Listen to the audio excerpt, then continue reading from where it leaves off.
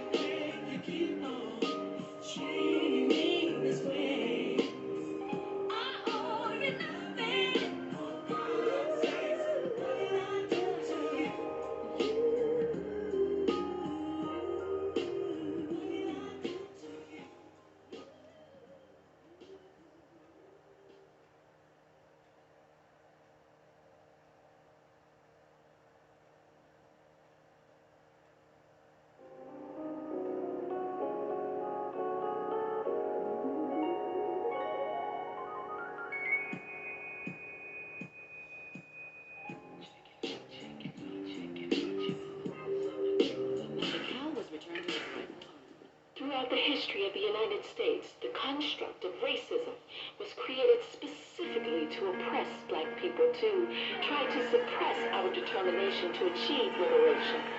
Like Angela said, it's built into the system. Nowadays I can't believe what's going on in front of me. I don't want to watch TV and find another casualty. I don't want to read the news. My heart's already black and blue. I'm putting on my combat boots, 'cause I got an attitude. We're like soldiers forced to fight a war. What the hell? I can't take it anymore. 'Cause for so long we've been patient, now we're done. And don't you even ask me when did I become such an angry black woman.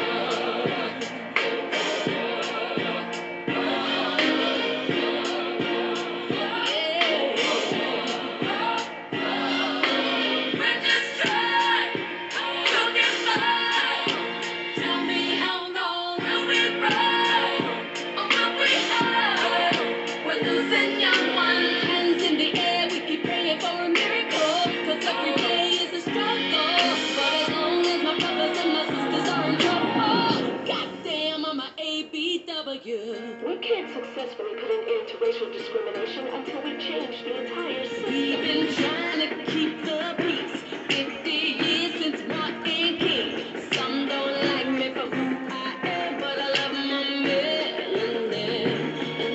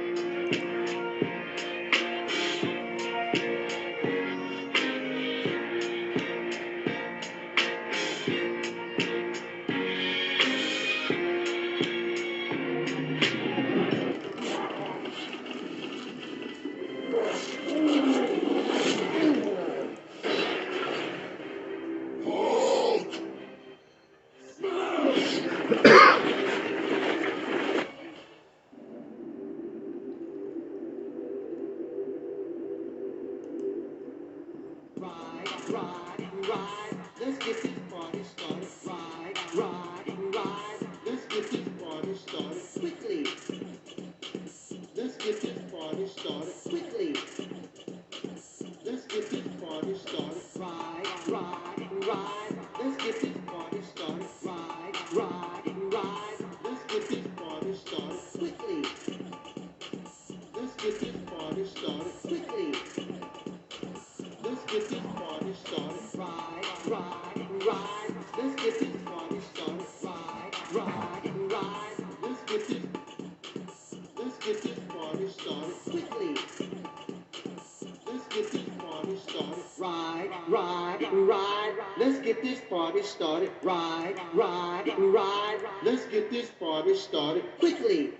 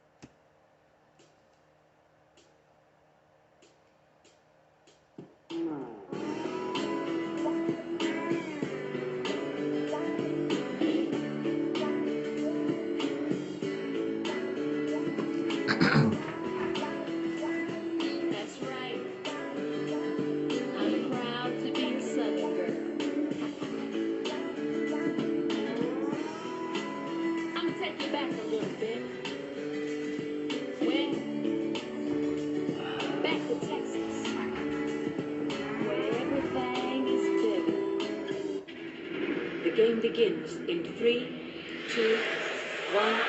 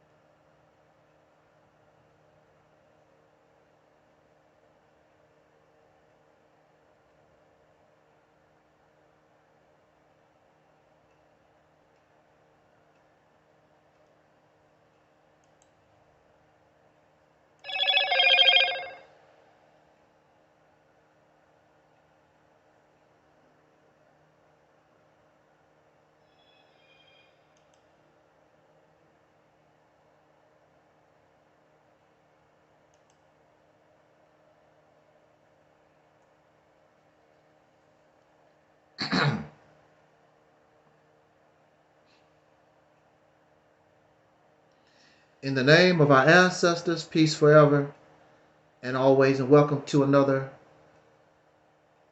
edition of what we call the Reality's Temple on Earth Internet Ministry. I am the gatekeeper or the host of this program, known here on social media, wherever you may find me. I am known as the mighty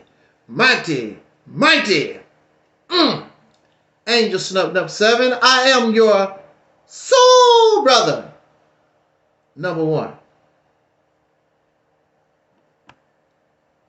I hope that your Sunday so far has been a very peaceful one. Unfortunately, we cannot say that in our world.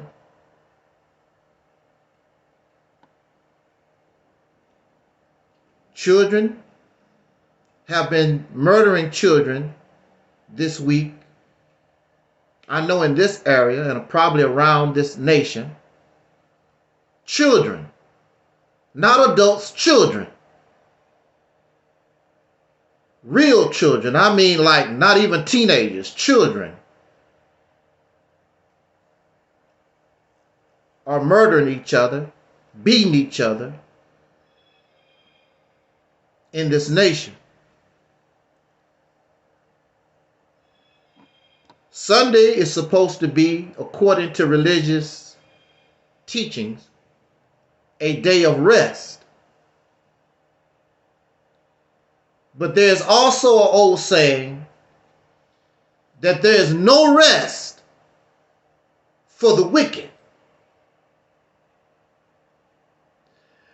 And this nation, unfortunately,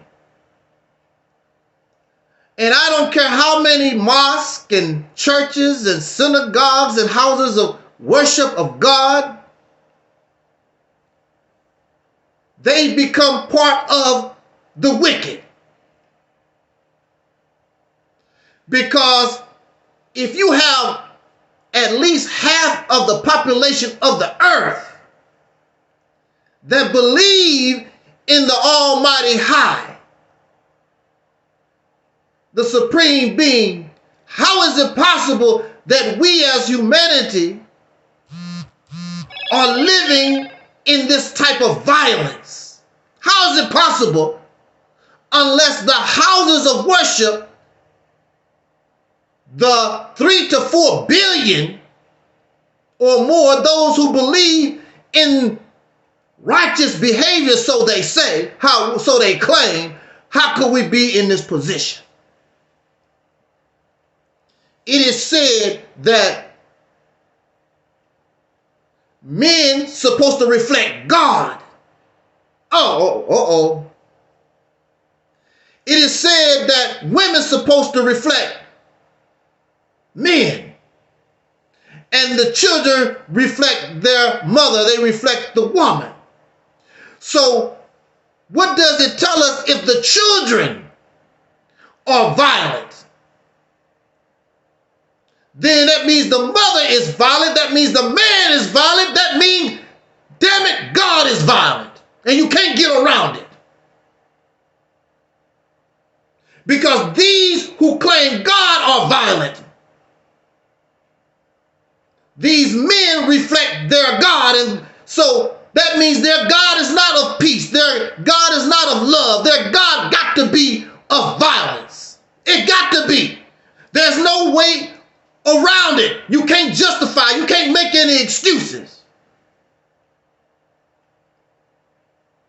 And if we are who we are and made in the image of the God, and this is our behavior, clearly that God is violent. Where the hell did it come from?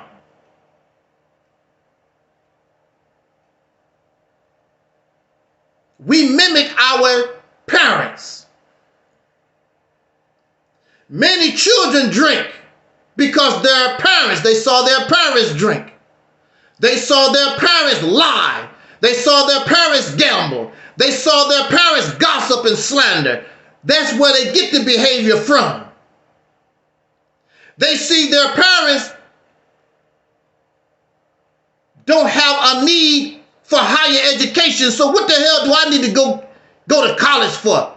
Why do I need to read a book? Mama ain't reading no book. Dad ain't reading no book.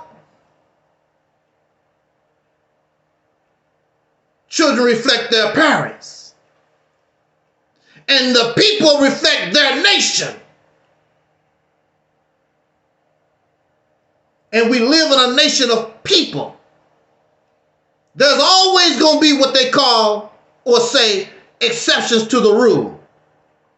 But clearly, this nation is violent.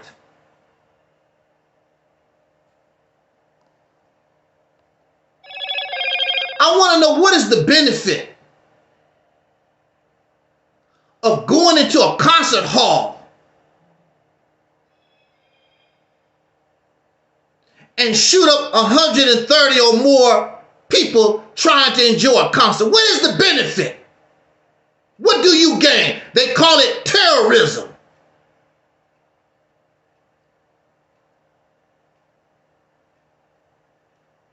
But what is the benefit? Because we've had terrorism, a whole lot of it within the last 20-some years. What has it changed? I understand the mentality of people who feel helpless. I got to do something.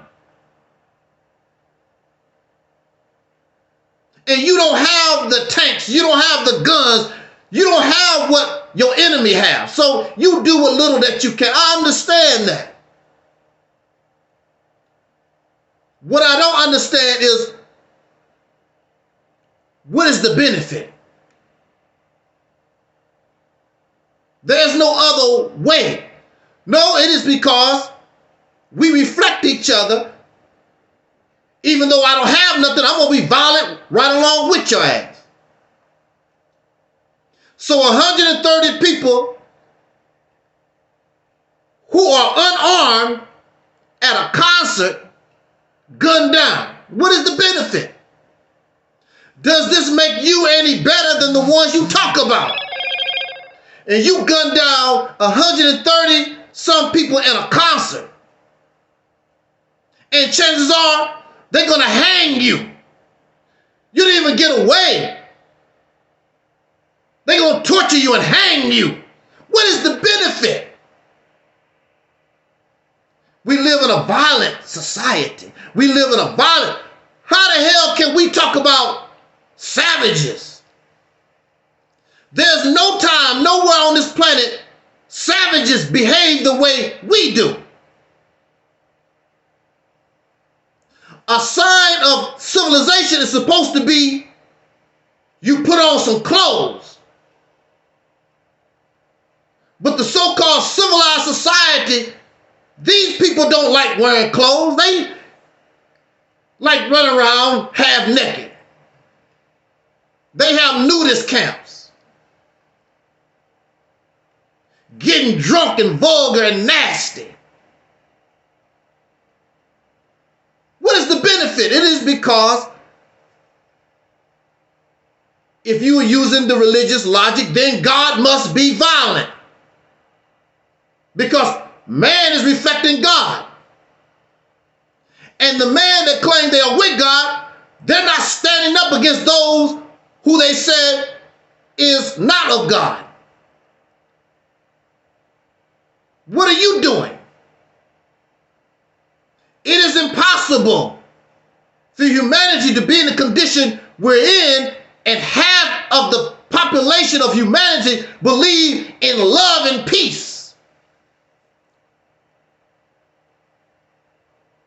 There are people who have given their lives trying to stop fights because they are about peace. Don't do that. Stop. And they end up being shot. They end up being killed or stabbed, trying to stop the violence.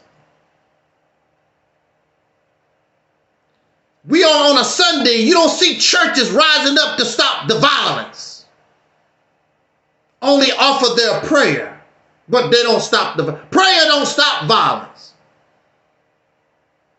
And you allow the warmongers to use your taxes for the violence. In the law, That's considered an accessory to the crime in the law that these violent people use. If I see a crime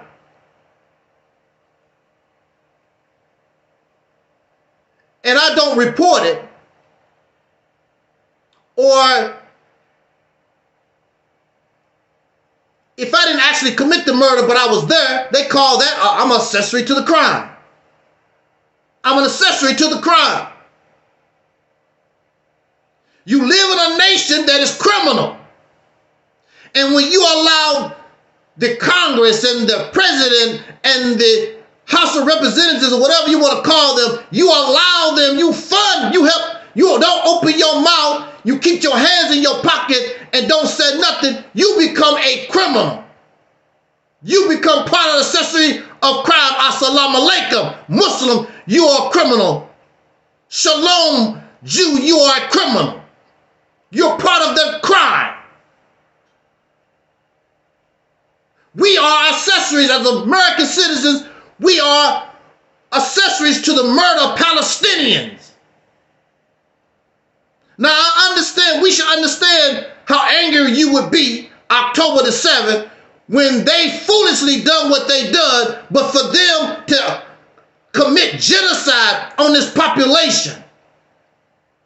When do it stop?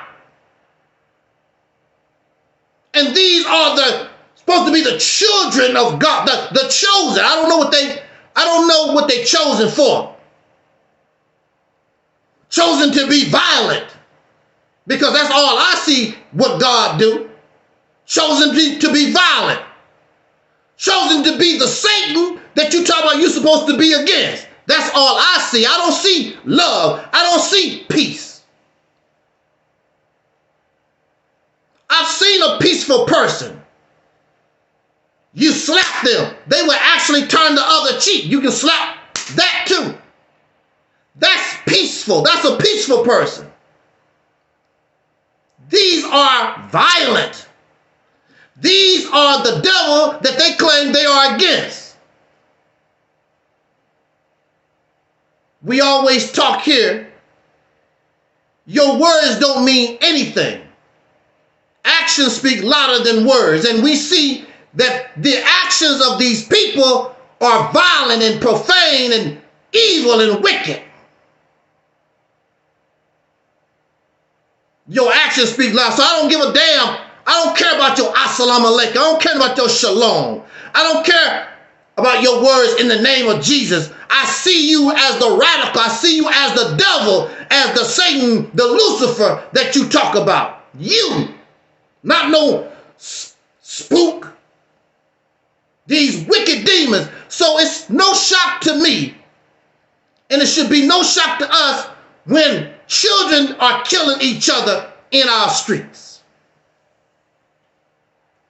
I would like to ask, possible, to those behind these actions, the October 7th Palestinian ambush, the recent Russian murder of 130 people at a concert. I just want to ask you, what is the benefit?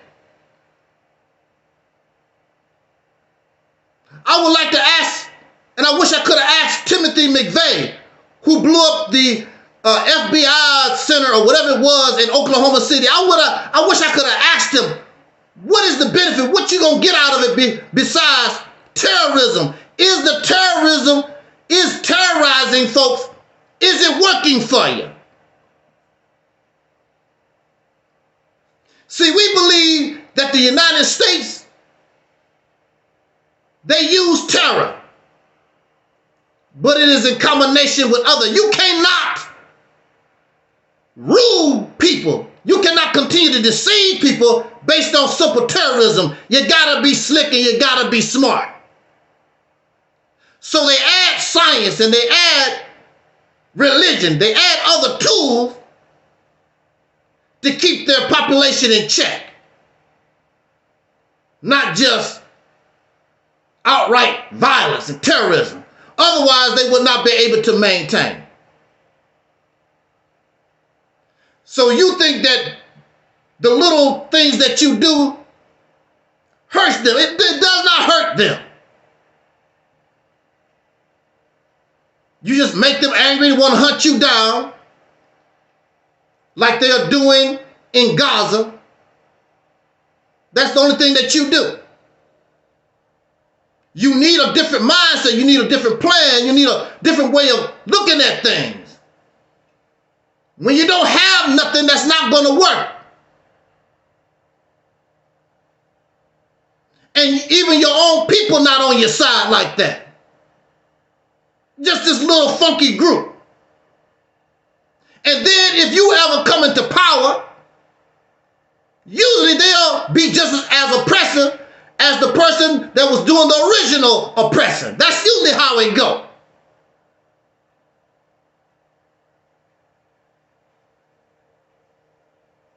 But the point I want to bring up is simply, what is the benefit? What is the benefit murdering people that did a damn thing to you? I know black conscience has the same mindset. Kill their dog, kill their roaches, kill the children. The same mindset. What does it benefit? It does not benefit us. Why don't you use your brain? Why don't you use your brain? Because your brain should tell you, common sense should tell you, this ain't working. What else can we do? Put your brain to work.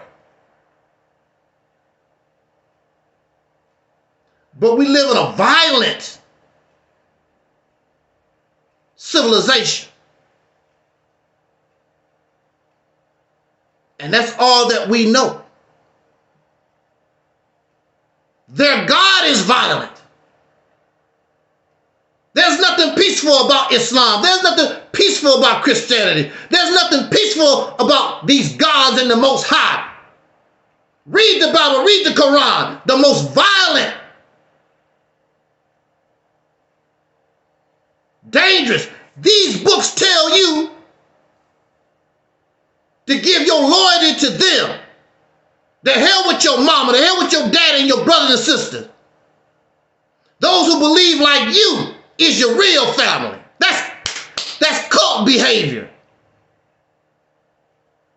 The first thing a cult want to do to you is strip you, disconnect you from your family, so you don't have no support. The only thing you got is them. That's cult behavior. Whether it's Jewish, whether it's Islam, whether it's Catholicism, whatever these things are, that's cult behavior.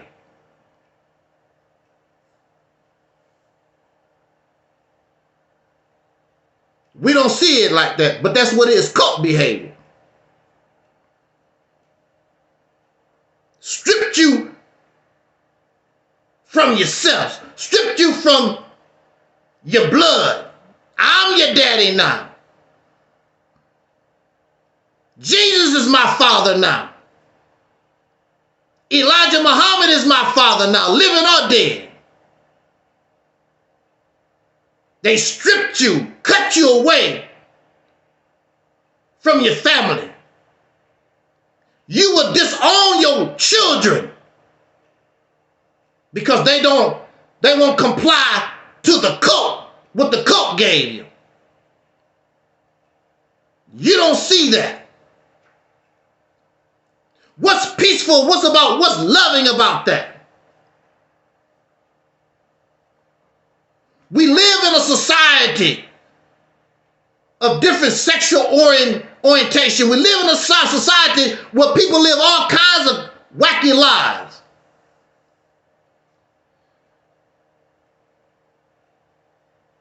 And we disown because they don't comply with our cult. That's my son. But I disown him.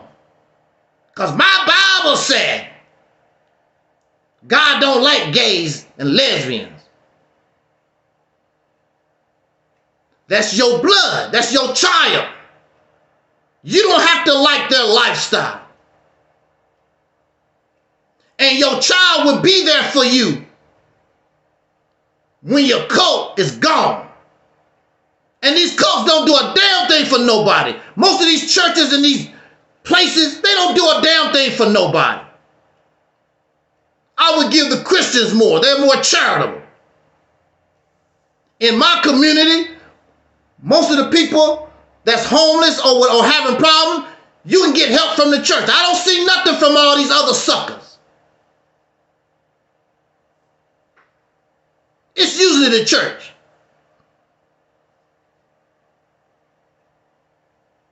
But what is the benefit from these murders? What is the benefit? I want to bring this out because I know black conscious people think the same way.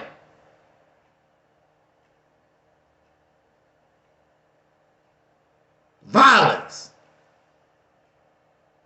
But every day, especially on Sunday, we put on our fancy clothes and run around here and talk about love and peace. While I'm speaking, how many people are being murdered? They're not dying by natural causes. They are being shot. They are being bombed. They are starving right now as I speak.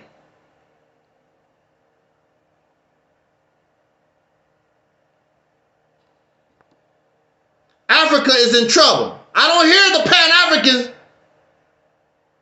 asking for donations to help Africans who are starving. Africans who are, I don't see them looking for donations. Let's help the people in Haiti. These are your people, right? It's all about, as long as it's not bothering you, you don't give a damn. They're selling these narratives for this agenda of their cult. They don't give a damn about humanity because when it's all said and done, all of it is founded upon racism. All of it is founded upon religion, the cult. The cult. It is impossible, again, it is impossible to have all these believers in God, the Most High. And what kills me, don't take that literally yet, because they will. I'm pretty sure somebody watches, I would slice his throat, I would bomb his house. Allah Akbar. They would do that. I had somebody wish me, said Assalamu alaikum, and then told me, I hope you have a heart attack. This is the mentality that we're dealing with. How are you going to wish somebody Assalamu alaikum and then turn right around, I hope you have a heart attack. I hope you die. Because they reflect their God. Their God is not peace. Their God is not nice. Their God is actually this devil, this Satan, that they claim they are against. When you go to your scriptures, look how violent this God is. There's many, many examples of how violent this God is.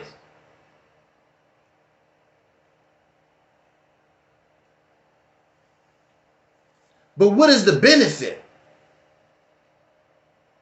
We don't know any better because we are reflecting and acting like our God. And our God is violent. Our God is a deceiver. Our God is unjust. What is the benefit? Put in the chat room, what is the benefit of this violence? If there was a benefit, I could see that you get something out of it. Why do we invest in the stock market? We invest in the stock market because we expect to get a return on that investment. That's why. Why are you going to invest in terrorism and you're not benefiting? What are you getting out of it? So that's all I want. I just hope that these people out here, I'm not saying that you shouldn't feel the way that you do. Believe me, I understand. At the same time, what is the benefit? What is the return? What are you getting? Your people themselves don't support you. Because it really should be, instead of those people running, what they got to lose. It should be 4 million or whatever it was in Gaza. They should be against, they should take up the damn arm. They should be together. Let's do this. Either we gonna live or either we gonna die. They don't even support Hamas like that.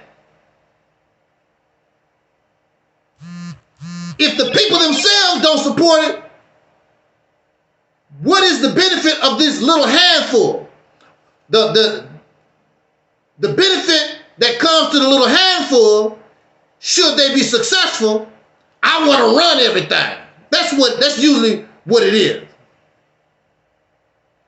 We gonna run this joker. And usually they're gonna run it foul, just like the oppressor done. That's usually what happened. They just don't want to be under the white man. They just don't want to be under the Jew. Because if you go into history, you will see there has always been oppression before the white man, oppression way before the Jewish folks.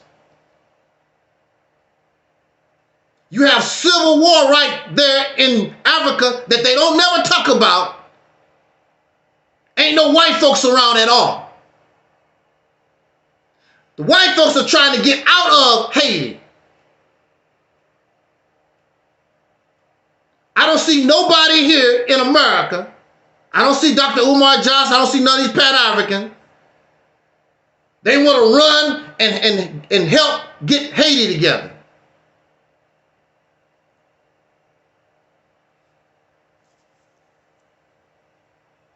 They want to live good. Stay right here in the United States out of harm's way. Begging for cash out. They don't want to get involved in, but that's part of the Pan-Africanism. If you're a Pan-African, you got to take the bad with the good. Starvation in Africa, you got to accept that too. What's going on in Haiti, you got to accept that too. What's going on in Cuba and the other islands? You can't just accept and take what you want and throw away what you don't like. That's not how it works. Just like living in America. You love America, you got to love the good and the bad. You got to accept the consequence. Like these Caucasian people. We're going to go and get into our subject. Just like these Caucasian people. I love America. Well, America, my friend, practiced slavery for over 300 years. Legal slavery. It was a way of life. They also practiced Jim Crow for over 100 years. So since you love America, you should have no problem with them paying reparations to their citizens that they exploited for over 400 years. You shouldn't have no problem with that. You have to accept the bad with the good. The government made it legal. But they don't want to talk about that. You got to accept the bad and the good. Because that free labor is what made this country as powerful as it became. Free labor. When you open any business, the greatest expense you're going to have is labor costs. And here, you exploited a people, not for 30 days, not for 30 years. You exploited them for generations, over 300 years and 100 years of underpaid labor. And you lynched them. And you raped them. Redlining. And the list goes on and on. We already know, so we don't have to get into those things. So if you love America, you have to take the bad with the good. They done something bad, and they should be paying, the nation should be paying the consequence. Which really, when it's all said and done, the people themselves ain't even really asking for a whole lot compared to what they deserve. But it goes back to you and your damn God. Your God is wicked. Your God is dirty. Your God is foul. Your God is greedy. Disgusting. I'll never bow down to you and your punk ass God. Never. Nothing but because he's a slave owner. He's a slave owner. He's a bully. Twin said, well.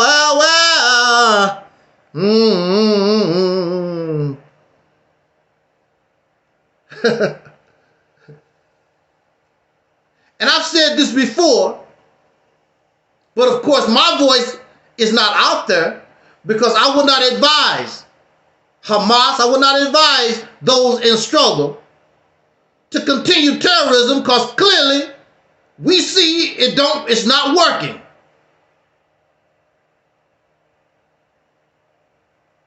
But if you believe in your God, then your God should bless you with a different type of thinking. Okay, God, I'm in this situation. How can I get out of it? Because the terrorism is not working for us. It's making things worse. The people are suffering, my Lord.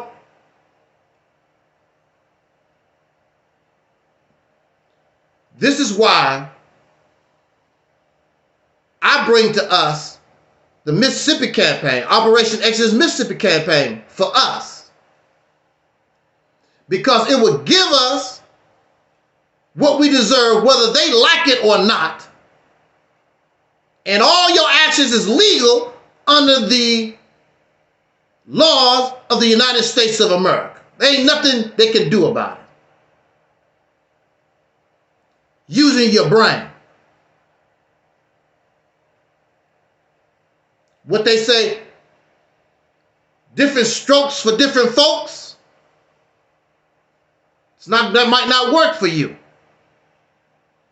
Or in a way it could be. You got to understand the situation you in. It's like playing chess and checkers. You have to understand your opponent. You know your opponent is violent. They want you to do what you're doing so they can justify genocide.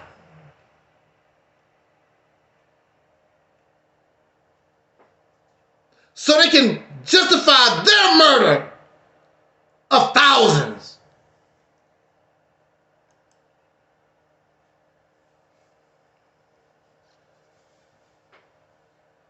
What is the benefit? So, I don't know what brought that up. In religious and spiritual circles, when the spirit hits you, when the Holy Ghost get on you, you just gotta go wherever that spirit leads you. Because this rant wasn't part of my talk at all today. Because you notice I opened up with a picture of Beyonce and the Black Panther Party. That wasn't part of my rant at all today. So, but I got to move. I got to groove how the Spirit guides me. And when we talk about spirit, there's only two real spirits. An emotional connection to life. And that's what caused me to talk that way, because I have an emotional connection. I don't want to see nobody hurt. I don't want to see nobody unnecessarily in pain. Nobody, especially if you talk about you believe in God and you're a peace lover, why would you want to know, why would you want to see other people in pain? Ain't nothing. Who wants to go to a funeral you don't have to go to? Cry for a loved one that didn't have to die like that.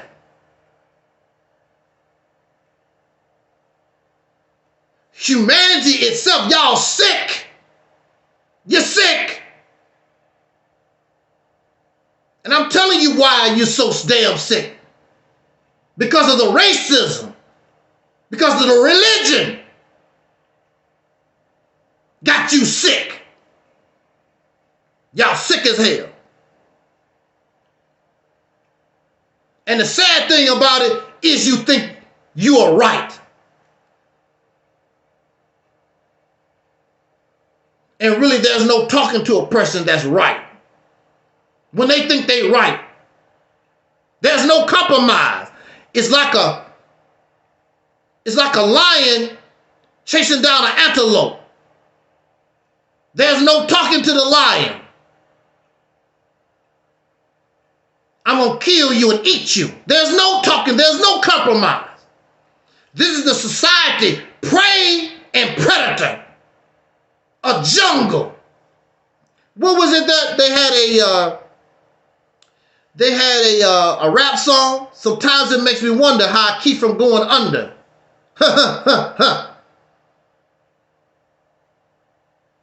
I'm in a jungle.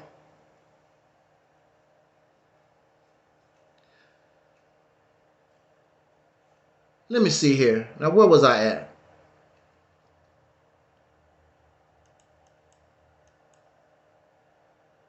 I wanted to make a commentary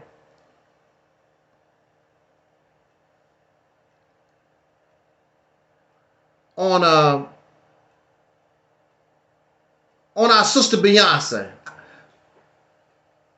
I am not black power. I'm not pro-black nothing. I'm not black conscious nothing. I don't hate nobody. I offer my opinion and go on about my business. That's all. Because I did not walk in your shoes. Since I did not walk in your shoes, who am I to judge you? I should try to understand why you think and why you do what you do. But there are those who want to force us to be what they think they want us to be, like them. I don't want you to be like me. I want to understand. Because see, when you force somebody to do something, that's not real.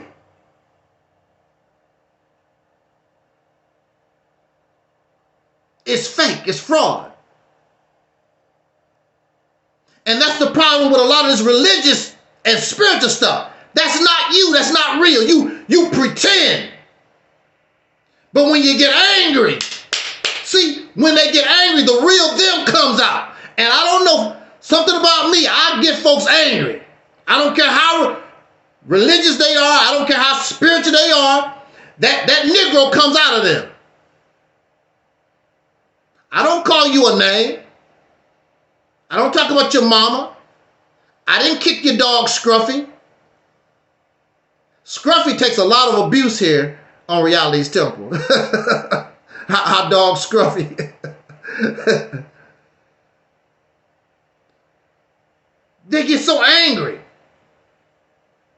That's all you have to do. When people get angry, the real them comes through. Now you have some people that can keep that locked all up until they get home. Did you hear what that Negro said and be cussing and whatever, blah, blah, blah? That's what a lot of Caucasian people are doing. Come, we're going to be honest. Hey, look, that's what a lot of Caucasian people are doing.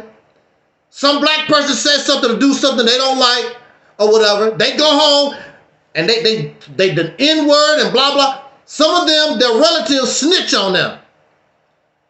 My daddy said when they got home and called Jay-Z and Beyonce Negro and Negresses and blah, blah, blah. But when folks get angry, the real them comes out.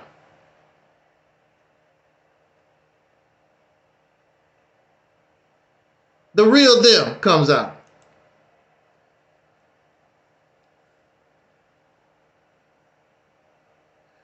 We live in this environment of political correctness, and we live in an environment where people cannot be themselves. Just because somebody call you the N-word don't mean they want to go get a gun and shoot you in your face. But that's how they feel, really. But you don't care if they fake, as long as they don't put it in the public. But that same person, you are in a car accident, they might be the doctor that worked on you, and for some mysterious reason, oh, we couldn't save your life. But if we knew about it because they was open with their crap, then we would know that ain't the doctor we want to use. Who knows how many people have died in surgery because of how a person is for real. And they could act, they just done what they didn't have to. You was already in bad shape. They just didn't do the best they could to save your life. Oh, well, bye-bye. Another Negro we don't have to worry about.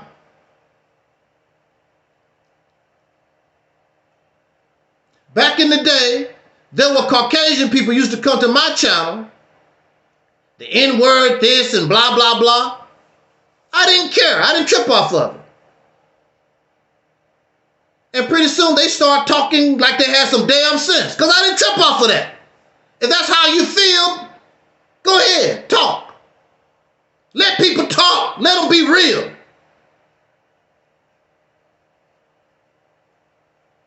I don't believe in God. A lot of folks get all angry and upset over it. Why I can't say that? What you getting all upset for? Do you want me to pretend? Do you want us to pretend like a lot of people that's going to church right now, they really don't believe?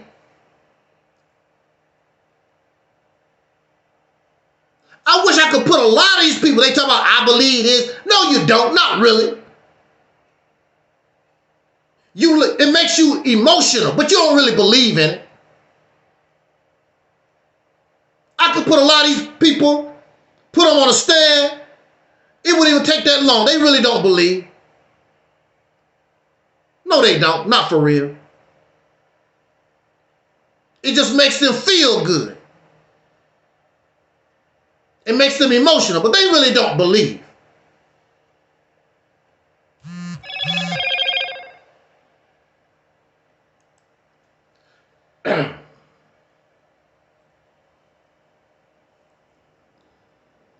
So, we have our sister Beyonce.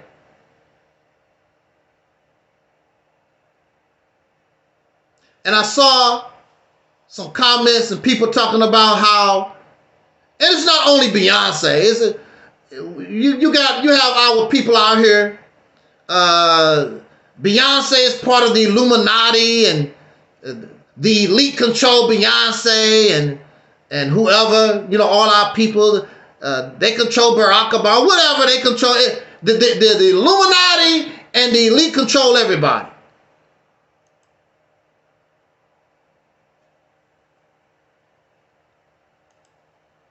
Now you remember this here. A few years ago, Beyonce went Black Panther on us, right? I forgot what the songs was, but she put on her half-naked, she put on her half-naked Black Panther-looking uniform, and she gave the Black Panther party. She did not, Now, she did not give she did not give the new Black Panther Party no props. She didn't mention them at all. Matter of fact, she even gave a little half promo to the Final Call newspaper. Had a brother in the video, I think it was. He had a bow tie. I don't think they called it the Final Call. But anyway, she made reference to the Nation of Islam in the video. And she wore this Black Panther Party. Okay, come on now. Come on, let's be real. Now, when all this was going on, I was making videos telling suggesting, because I don't tell nobody nothing. I was suggesting to the Black conscious community, this is your opportunity. Now here you have a superstar, because that's what she is. Beyonce is a superstar. She's a big shot celebrity type person. Okay? You need to take advantage of the atmosphere that Beyonce is drawing towards Black conscious. The Black Panther Party, the Nation of Islam. She's not out here in support of any of this stuff, but and talking about that's what she is, but she's out here in this album. She's putting herself out there. You need to take advantage of that. These people gain nothing. There's something called taking advantage of an opportunity. A real opportunity is like this. You go to the soda machine, soda costs 50 cents for one. You go to the soda machine, you expect 50 cents, you get one soda. This particular machine malfunction. When you put in 50 cents, you get 3 sodas for 50 cents. Now, this is what you call taking advantage of opportunity. You quickly get all the 50 cents you can so that you can get 3 sodas for one price. And you go tell your whole dorm, you tell everybody you know, hey man, 50 cents, that soda right, that machine right there. Put in 50 cents, you get 3 sodas. What? You have a whole line at that machine till the sodas run out. That was personal experience. That happened to me one time. Folks found out this one machine was giving out sodas. Well, that's stealing. It could be. It could be. Well, it's stealing, but at the same time, I'm not making an example of stealing. I'm talking about taking advantage of opportunity. This was opportunity because that don't happen every day. Most of the time, you put 50 cents in the machine. That's all you don't get, 1 soda. You're not going. It ain't every day that you can put in 50 cents and get 3 sodas or whatever it is. Taking advantage of opportunity. Here you are. She has created a climate that's good for you. Now you can take advantage of the opportunity. I'll give you another example real quick. When I was in the Nation of Islam, every local mosque, New York, thousands of people do not go to the local mosque.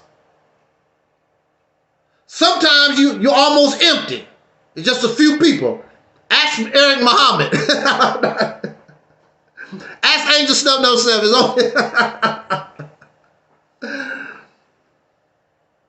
But when Minister Farrakhan come in town, hundreds and hundreds of people come to the mosque. because of him. So we know the minister coming. You have to take advantage of the opportunity to try to recruit, try to sell more newspapers, try to sell more bean pies. You got to get ready to take advantage of this opportunity. Farrakhan can't be at every mosque every day. These ministers, far as I know, they're not attracting hundreds of people to their mosques. I don't care where they're at. It takes Minister Farrakhan himself to come to these temples, and hundreds of people will come and check out what you got to do. It's called taking advantage of opportunity.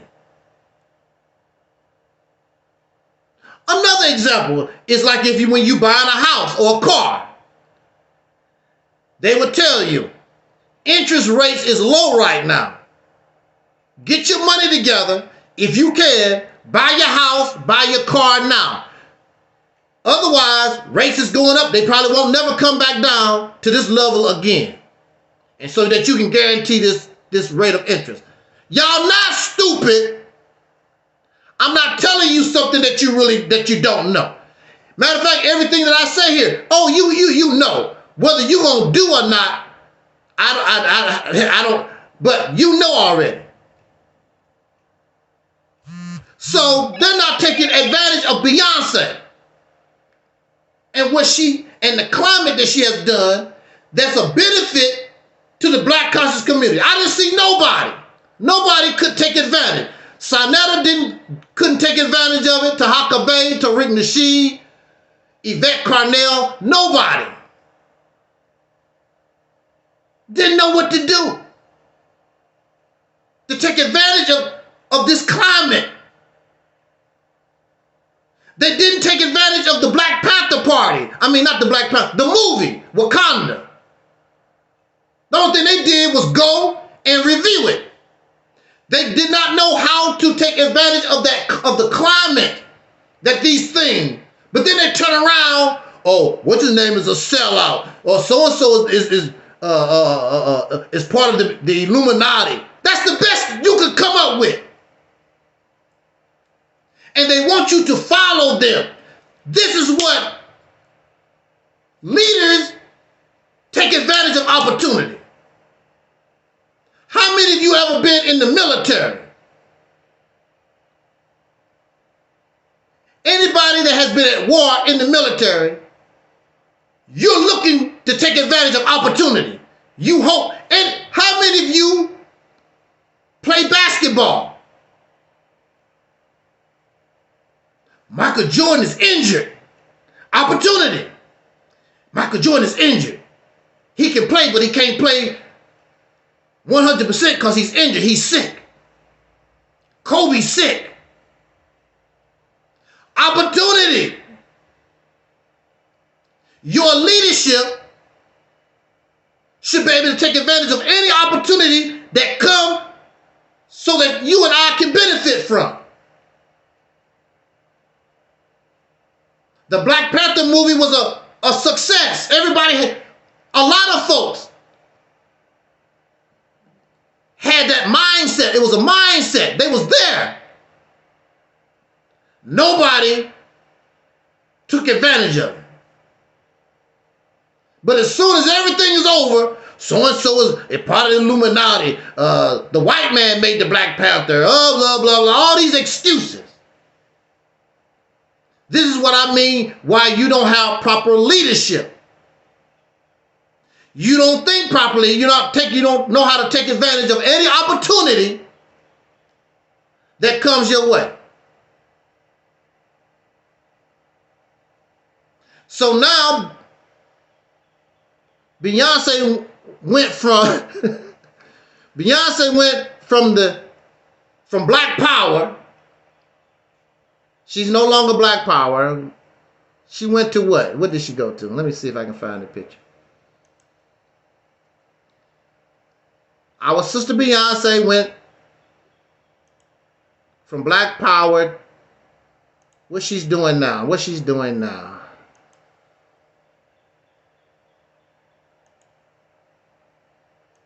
Oh, here she go.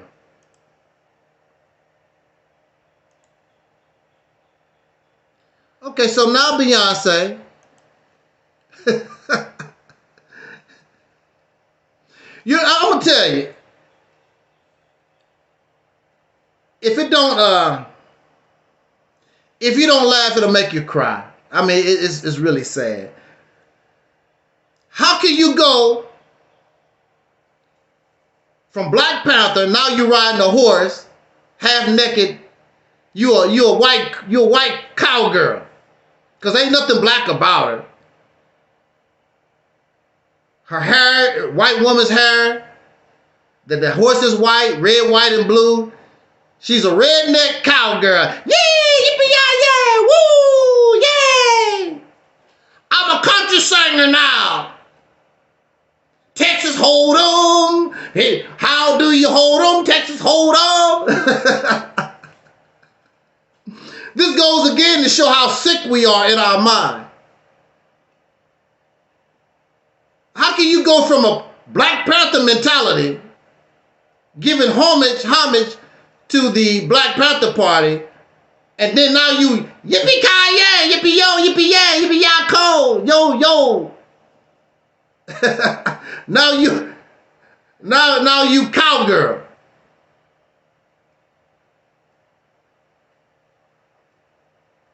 Now when she was doing, see, the hypocritical thing is, when she was doing the Black Panther Party thing, the black conscious people wasn't saying too much about it. Because, you know, she doing the Black Panther theme, whatever, and whatever. I mean, some of them said, of course, but now they upset because Beyonce is on a horse, yippee-ki-yay, the Dukes of Hazzard. she doing the Dukes of Hazzard now, I guess. I don't know what. I don't. It goes to show how sick we are. We're dippy. We're some sick folks. But also at the same time, we must understand she's an entertainer. She's never been part of no black organization.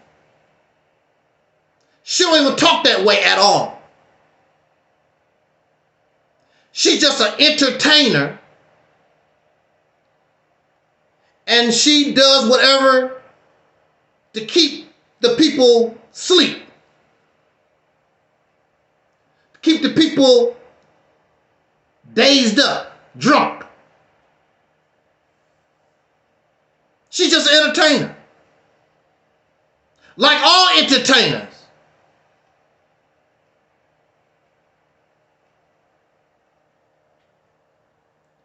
Very few entertainers, especially brothers and sisters, very few entertainers, they will tell you, you cannot be political being an entertainer, because that'll mess you up, that'll mess your career up, mess you up, mess everything up. Certain subjects you can't talk on. Muhammad Ali was rare. Paul Robeson was rare. Brothers and sisters that don't give a damn and speak up is rare. You will never see them on a Beyonce level. Because who put Beyonce on that level? Who put Michael Jackson superstar, megastar? Who done it? Who paying for all these tickets? Who's doing that? We know.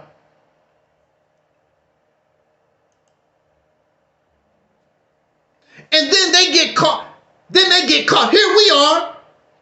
You can't get angry and upset with Beyonce because you tripping off a YouTube channel.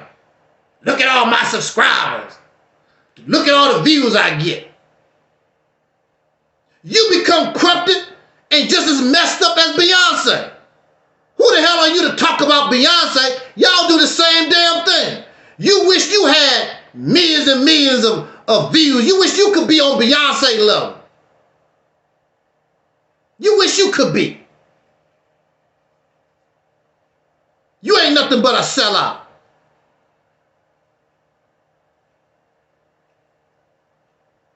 You can't talk a certain way on YouTube. They terminate your channel.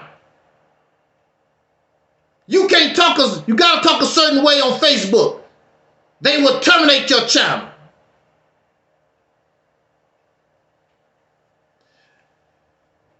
Beyonce made the black conscious, the Black Panthers made a joke out of it. It wasn't taken seriously. That's why it was accepted. And we know how serious the Black Panther Party, the original Black Panther Party was. They said and they did. It was accepted because she made a joke out of it.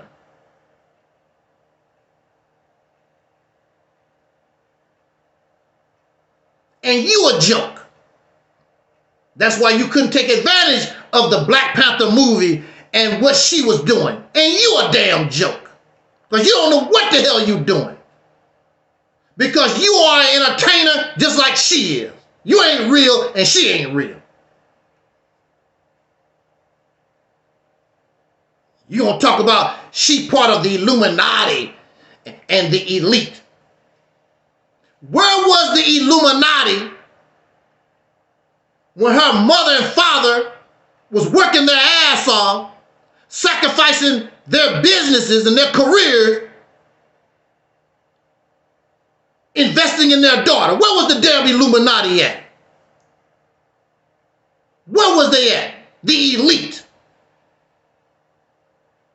Where was the Illuminati and the elite when Michael Jackson's family was eating some damn potatoes for the whole month?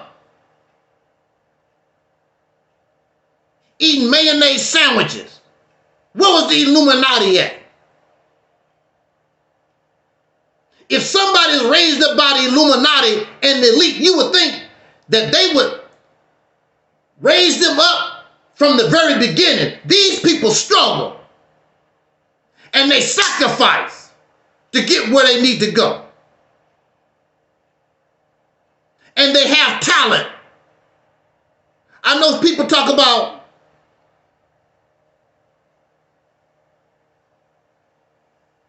Kelly Rowland is just as talented as Beyonce. She was given the same opportunity. Why she don't sell the records? Because people don't like her like that. That's the reality of it. Beyonce write her song. Beyonce do what she do. Kelly is not like Beyonce. We don't want to give people credit for their talent, who they are. Diana Ross and the Supreme. Barry Gordy was fooling around with Diana Ross, but at the same time, he saw she had this charisma, she had this something, and he wanted to put it in front. And even without the Supreme, and Diana Ross kept going on and on and on. Mary Wilson had the same opportunity. They all had the same opportunity. People like what they like. You can't make people like you. People like what they like. People like Michael Jackson better than the rest of the other brothers. That's just the reality of it. I think Jermaine sing better. I don't care what you think. It's about the audience, about the people who want to support. That's just how it is. And people work hard. We don't want to give folks credit for their sacrifices and what they do. I'm not going to take nothing away from that woman. I'm not going to take away from her talent. And the thing about it, they never bother this Illuminati. If the Illuminati, if it was all about money, Why don't the Illuminati get some poor sucker and raise them up? Never happened. These people sacrificed. They went to talent shows. They did what they had to do in order to put themselves in a position to be where they are. And everybody is not there. Everybody's not going to rise to that level. And everybody that rises to that level is the Illuminati and the elite. Now, this is the killer thing to me. When your black leaders that y'all like, when they start coming up, like Minister Farrakhan, thousands of people, and Umar Johnson, all these folks that you like, why don't you say the elite and the Illuminati is supporting them? The Illuminati and the elite put up Elijah Muhammad and Marcus Garvey. Then you never hear them talk about that. Why can't they?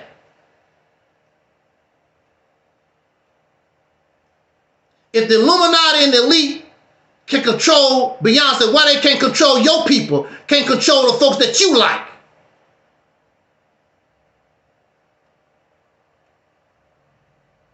I'm just raising a question. So we ignore the talent of Beyonce. We ignore we just ignore the talent of Michael. We just ignore this elite, invisible people. We don't know who their names are. The elite. Who are they? The Illuminati. Who are the hell are these people? Because if you're talking about them, you should know who they. Name some names. Who are they? R.J. Rockefeller. That's one of them they try to say. The DuPonts or whatever. They don't show no connection to Beyonce with John D. Rockefeller people or any of these other suckers. They don't have no information to show any connection to nobody, no elite, no Illuminati. Silly talk. Folks always want to talk like they know what you don't know. Which could be true. But for me, you're going to have to prove it. If you can't prove it, then you need to shut the hell up. But see, this is how we are. We're emotional and we talk to a lot of ignorant ass people. Because the first thing that you need to do is say, how do you know this? How do you know Jay-Z and Beyonce is controlled by the Illuminati and the elite? Then you have these people that's supposed to know they never said nothing. I'm going to expose Beyonce and Jay-Z and Oprah Winfrey connection to the elite. Then they come on and you trying to listen to the video. Oh, wow. They getting ready to be exposed. They don't say nothing. And that's how it is on social media. These people claim, I know this and I know that. And you listen to the video, when they gonna get to the point where they expose who are, they don't never say. I'm still waiting for the information for TD Jakes to be all exposed. I haven't heard it yet. And Tyler Perry and P. Diddy, these people that's supposed to know somebody, tell it then. I know what happened to Jamie Foxx, his sickness. Well, tell it. They don't never say. What, you scared to be murdered? Well, you sacrifice your life for the truth. They don't know nothing. And we look stupid acting on something and we really don't know. So in the law, it's speculation. We allege because we really don't know. Which I don't have no problem. If Beyonce is controlled by the Illuminati or the elite, whoever they are, and I don't know how the hell did a broke ass Negro like you know.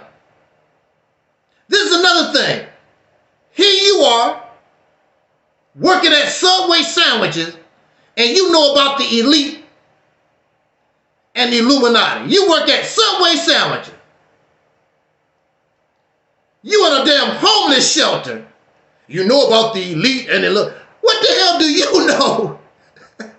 You in a homeless shelter. If you got that kind of information, what the hell you live in a homeless shelter for?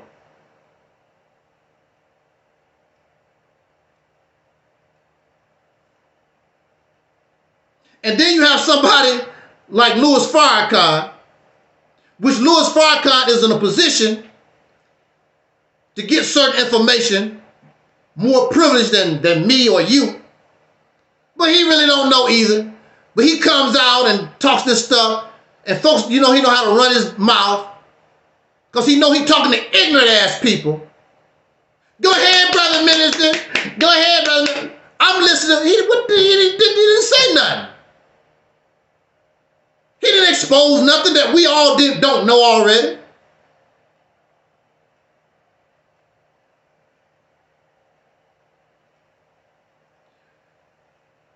Folks always will exploit the ignorant. You refuse to think for yourself. Emotional. You will always be exploited by somebody.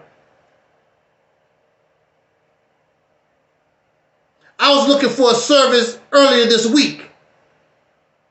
And I have to applaud the salespeople. They was really trying to sell some stuff. But I'm listening to them. It's nothing but it's a sales pitch. And I'm like, really? And then a lot of people fall for the sales pitch. Then after the fact, they feel sorry. Because it's not real. People will say anything with their mouth. What is the reality of it? We don't read out these contracts that we get in until after the fact. You done signed the papers now. Then, of course, the ever famous, they always put the crap they really don't want you to read in real small letters. And they hope that you don't read, you take their word for it. Unfortunately, y'all, you can't trust folks no more. There was a time when your word was bond and your bond was your word. There was a time when people tried to be honest. Because that's all I am. If my word is not bond, I'm done. But now you live in a time you can't trust nobody. So the only person you can trust is yourself. That's why I don't mind proving anything that I say. Or anything that I do, I'm going to prove it. I'm not going to play ring around the roses. I'm going to show you right now. I'm glad that if you do trust me, you do. But for your sake, feel better when you go to bed. Verify. Dr. Umar Johnson, not only has he not built a school, he has not shown his paperwork to show that he actually graduated from any school. People have been asking him that for years. I want to show, I want to prove nothing. Yes, you do. You want somebody to call you Dr. Umar Johnson, but you don't want to show the degree. I know people that have bachelor's and master's degree. I don't even have to ask. When you go to their house, it's on the wall because they're proud of it. I have a bachelor's degree in here. I got a master's here, and blah blah blah. I even went to these other trade schools. They proud of their accomplishment. This man ain't showing nobody nothing. I don't have to prove nothing to nobody. And he know these folks are ignorant. He knows that he has sold them a story He don't have to show y'all nothing. He ain't show you either. No, he don't have to show me nothing. He ain't showing you either. He has a doctorate degree. How do we know he worked in a school? We don't know none of this. I say I'm a truck driver. I can show you 3 diplomas. I've been to truck driving school 3 times. That's no problem, because that's what I've done. I'm proud that I went to school, not 3 times, but I went to school to drive truck 3 times. And I have my diplomas. I can show you all 3 diplomas. I take that back. 2. They wouldn't give me my last diploma because they didn't get paid by me. So until I pay, you know how that works. Until I pay them, they won't give me my diploma. I don't care. As long as I'm driving making money, I could care less about that piece of paper. So I can show you 2. I can't show the 3rd one. Give me my money. Hey, y'all, there he is on TV, right there on YouTube. That's the guy that owes that money.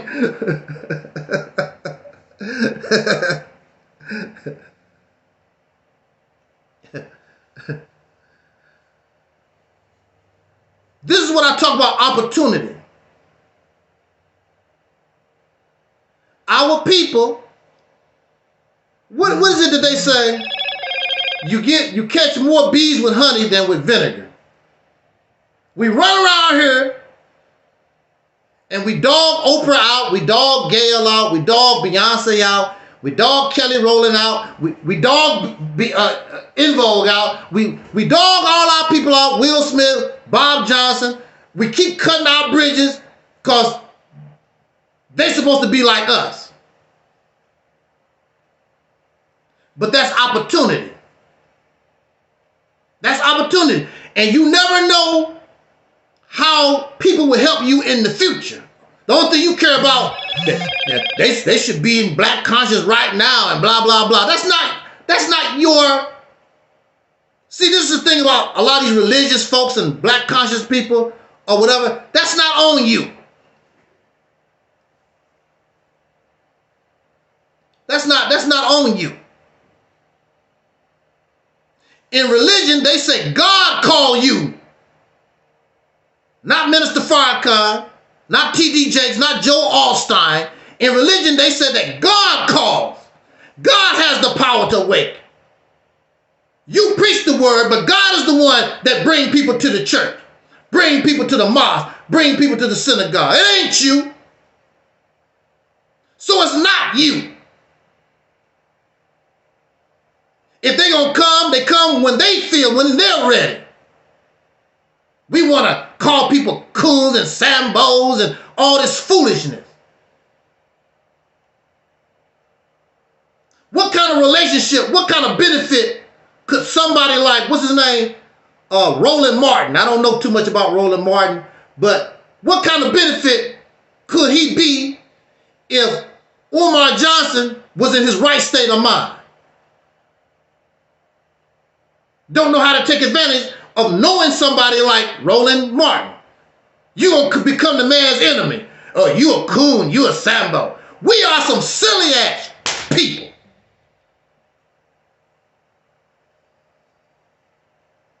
Exactly, Brother Denzel. Our brother Denzel is in the house. And he says that Yvette Carnell and Tone Talk did not want to work with Ice Cube and T.I. They were trying to reach out a little. I wish T.I., Ice Cube, could you come talk to a brother? See, this is what I mean. This is what I mean. You have to take advantage of opportunity. Dumb. And these folks are following them to nowhere. you're not going to get anything. They don't know what the hell they're doing.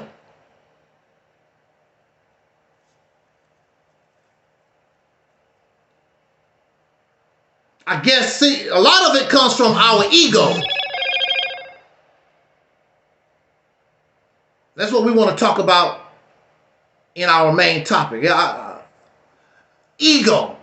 We're arrogant. We're know-it-alls. Look where we at. Who the hell can say anything about anybody? Look where you at. And see, for me, being a little guy, you don't expect a lot from me.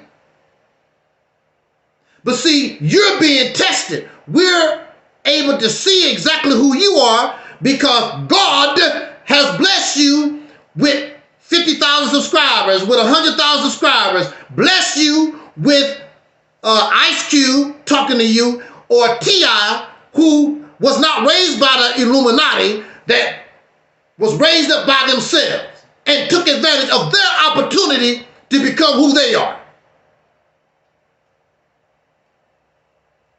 Now you let somebody, you let T.I. come here, you let Ice Cube come here, and you watch me. I don't even have nothing. Watch me working. But see, they don't have nothing to really offer those brothers. They don't have nothing to offer. What they had to offer is over because these people told Yvette and Tone Talk, we ain't interested in your reparations stuff. This country made it very clear we're not interested in your reparations garbage. As far as we concerned. Now what you gonna do? The people that you was depending on giving you those things, they already told you we're not interested. So now what you gonna do? Where you gonna go? So Yvette Carnell fell off. Tone Talks fell off. Tariq Nasheed fell off. Because that was the foundation. I'm hoping if I beg enough, if I plead enough to these people, I'm not going to vote. These people don't give a damn if you vote or not. They could care less. That's good. They don't care.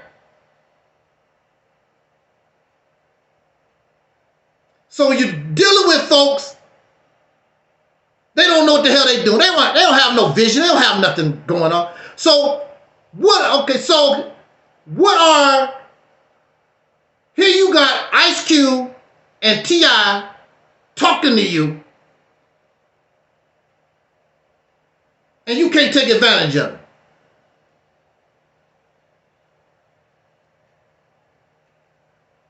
The only thing they want is some money. Could you donate? Could you cash out me 50 grand or T.I.? Could you cash out me for what? What I'm gonna cash out 50 grand to you for what? What do you got going on? Tariq Nasheed, all these folks don't have nothing. That's not my fault. They have nothing going on. They have no vision. They have no purpose. They have no goal. They don't have nothing.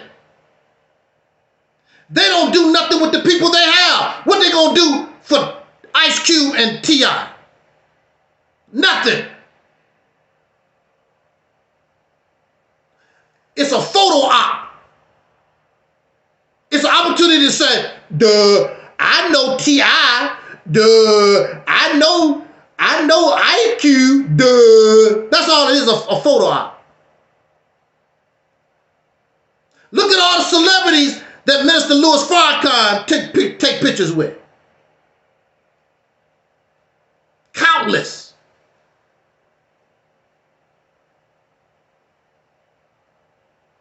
What do we accomplish?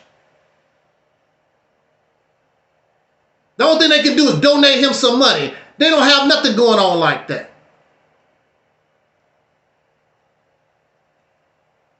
And see, time reveals. Time reveals. That's not my fault. Time reveals. Show you exactly who you are, what you're working with. You got all this damn mouth, but you don't have nothing to back it up. You're not Muhammad Ali. Because Muhammad Ali had mouth and he backed it up.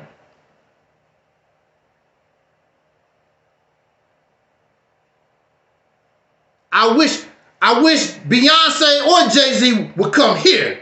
Oh, wow. If any of these people, you would see what the deal is. Now, a few years ago, I couldn't say that.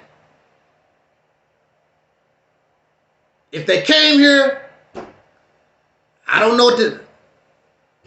I just know we in bad shape. I really don't know what to do. I know there's all this other stuff that we got going on. It's not really helping us either. I hope that we can be friends. That's all I can do. But now, it's different. Because this is the time. Everything has come full circle, as they say.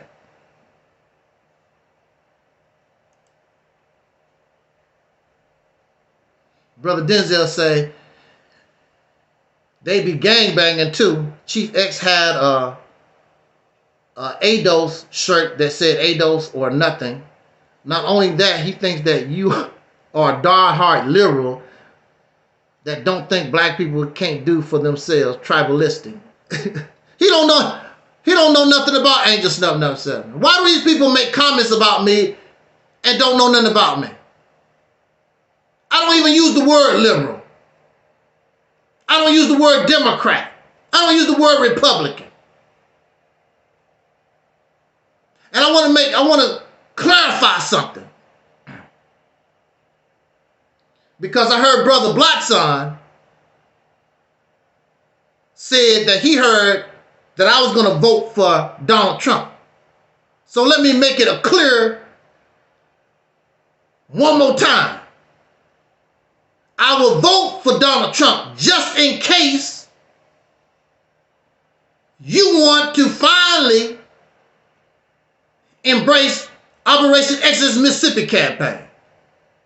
And I believe that we could get something out of him to benefit us. The only reason, because he has shown that he will at least talk to a little bit to some of us. And he said, what you got to lose? We already know about the Joe Biden type. Donald Trump is not like these other politicians. Also, this is his last go-round. So we don't know what we might be able to get. You have to take advantage of opportunity. So if I believe that he would give us something that none of these other suckers would, then why would I not vote for him just in case? Because it would make me look bad to speak like this and then don't vote for the man just in case y'all want to finally do something. Which I believe your ass don't. You still want to be comfortable Negro, praying, dancing and giggling and think everything is a damn joke. But if you do, then, and you want to get serious, I can say I voted for him because I feel that this man can give us something. But it's not because I'm this or that. I'm not a Republican, I'm not a Democrat. I'm a survivalist. That's what I am. I am a revolutionary, a liberator. That's what I stand upon. And if I thought the Democrats could do it, or if I thought the Republicans, whoever, I don't give a damn. I don't give a damn who do it, as long as I get it done. I'm loyal to my agenda. You don't have an agenda. You don't have a vision. You don't have nothing. And stand for nothing.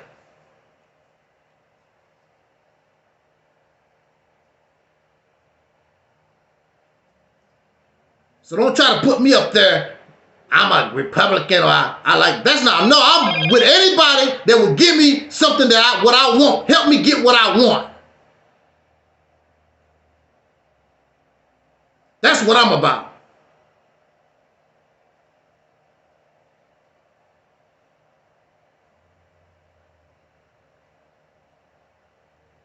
So we're going to go ahead and get into our main topic.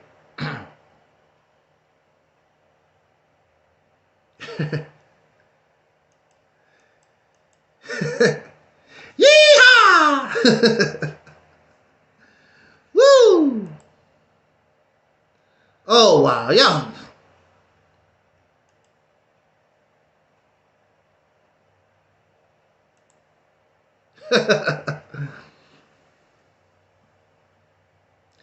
Y'all gonna hang a little bit longer. Let's I'm gonna go ahead and wrap this one up. Again,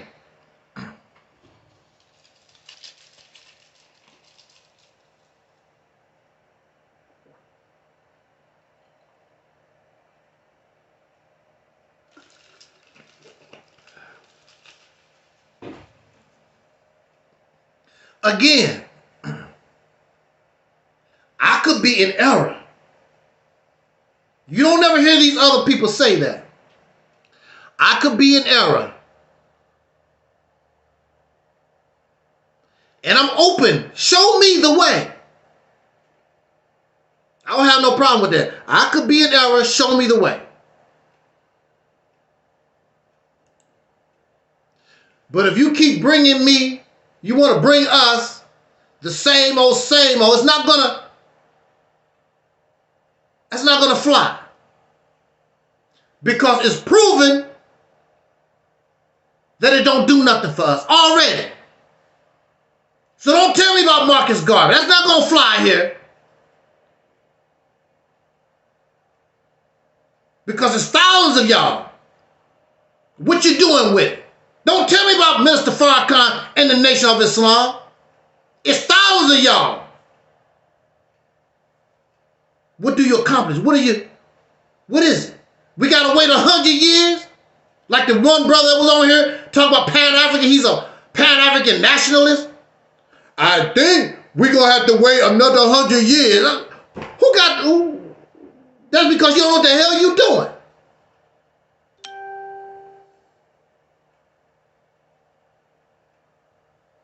No, just keep enjoying your church.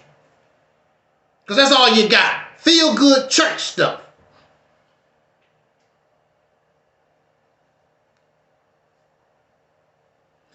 I wanna play this audio.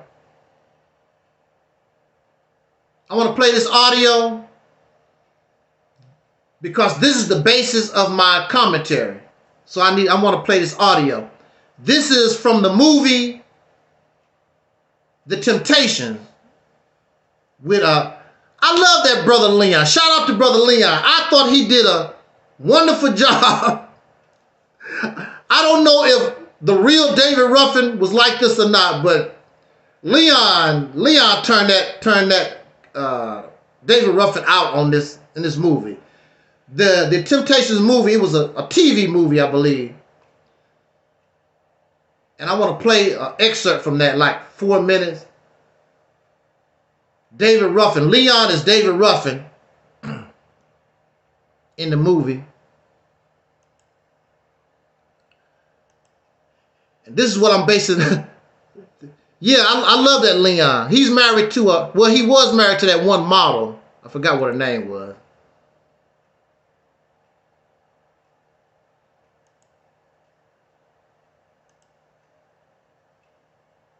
No, I don't want to do that. That's not what I want to do. That's not what I want to do.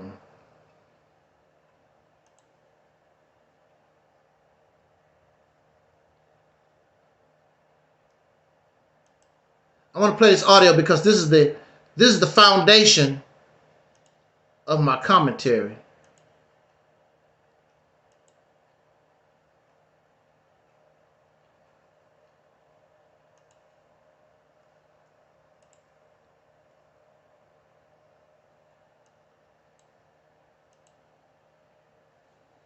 Okay. Hey, how you doing at DX2? Everybody, and Angel Stuffing Up 7, Facebook, Let me play this here.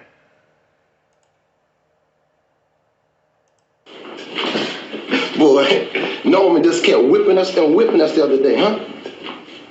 I don't think I can get any better, though. That ain't the way I see it.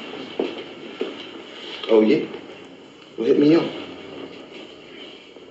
Well, for one, you missed a very important meeting.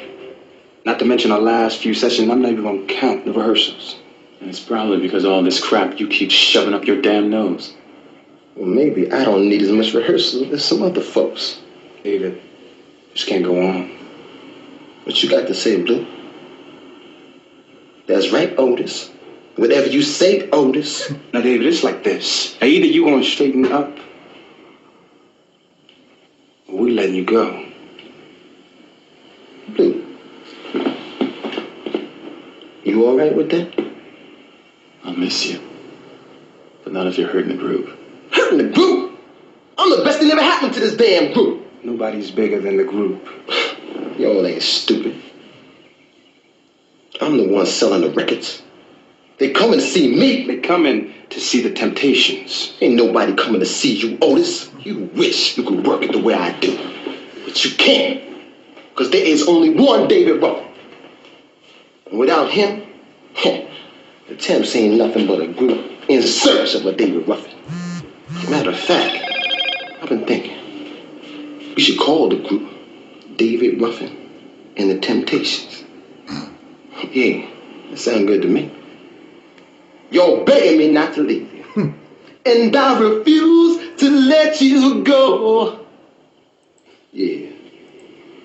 David Ruffin and the Temptations. What do you say?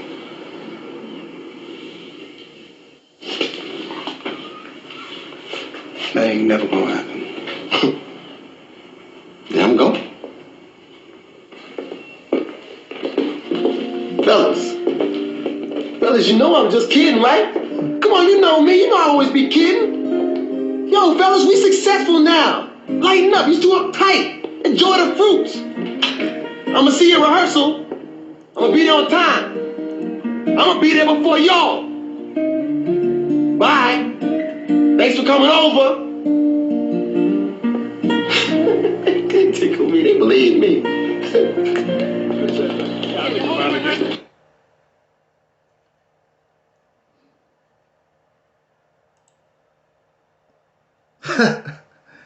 Wow.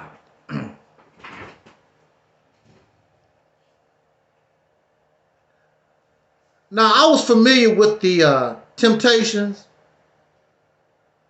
and when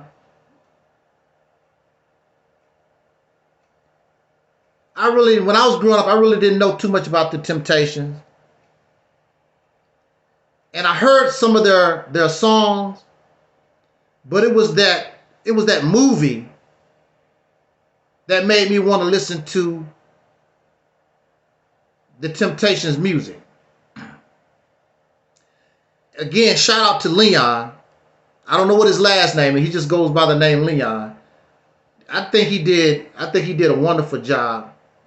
He should have got nominated for an NAACP award or something. He did an excellent job. He also was in that movie, what was it? The Heartbreakers, what they call it? The Heartbreak Five. What is they call it? I'm pretty sure y'all know. That movie too. He was in that movie too. He did a good job in that one also. You know, Leon played Little Richard too. Leon be doing some stuff. I like Leon. Good actor. I like him, and I like our brother Clifton Powell Jr. He plays a lot of bad guys. Shout out to our brother Clifton Powell Jr. also. But we're talking, yeah, the 5 Heartbeats. Thank you, Criminy. Yeah, the 5 Heartbeats. That's what it was. Leon just a bad guy. I love Leon. He's a very good actor. So that's the foundation of our talk, our commentary that we're gonna get out of here with. Look, raise your hand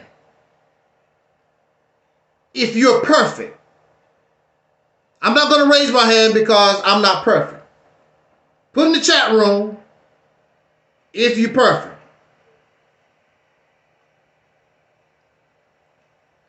What is perfection? I don't know what that is. And I know on the last live stream, we brought up,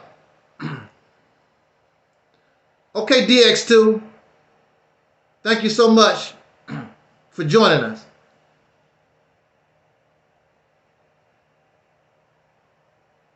Shout out to DX2 in our chat room on Angel Snup Nup 7 channel. They're saying that it's 12, it's midnight where they're at, so they try to hang with us. Thanks for hanging with us, DX2.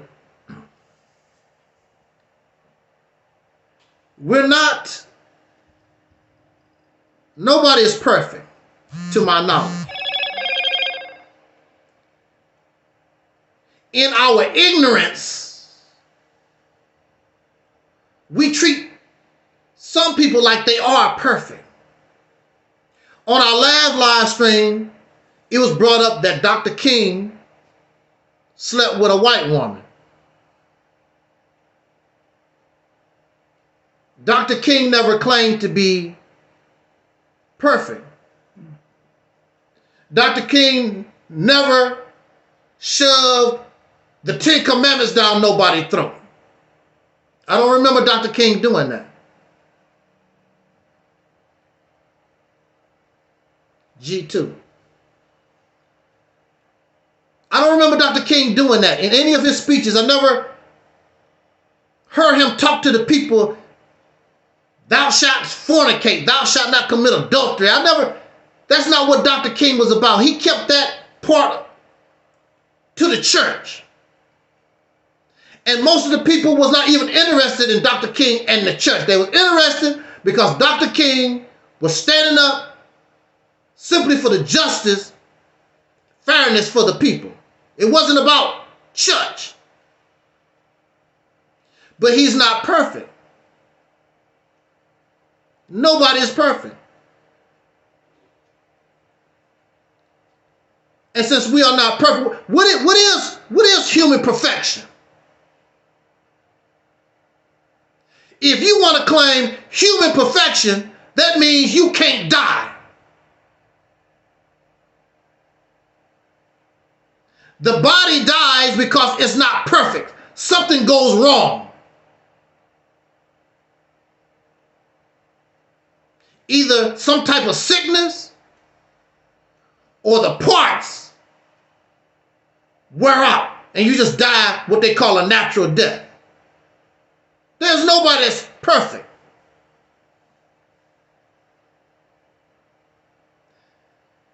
We make mistakes in life.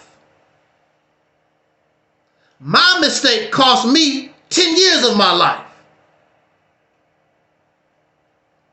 But I saw the positive instead of just the negative. I learned great lessons out of it. So it didn't go to waste.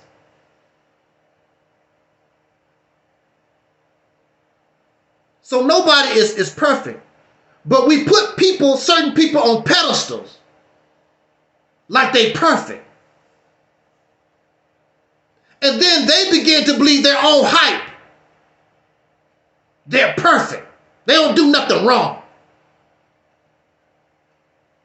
So you and I do them a disservice when we allow anybody to believe they are perfect, because nobody is perfect. Nobody is a know-it-all.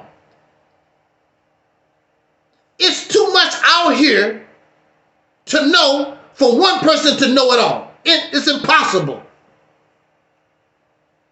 But we raise folks on these pedestals and they believe they are perfect and they believe their own hype.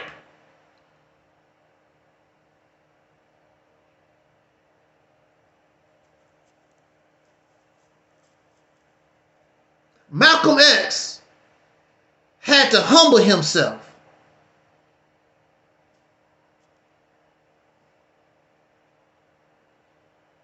And he told other black leaders, I apologize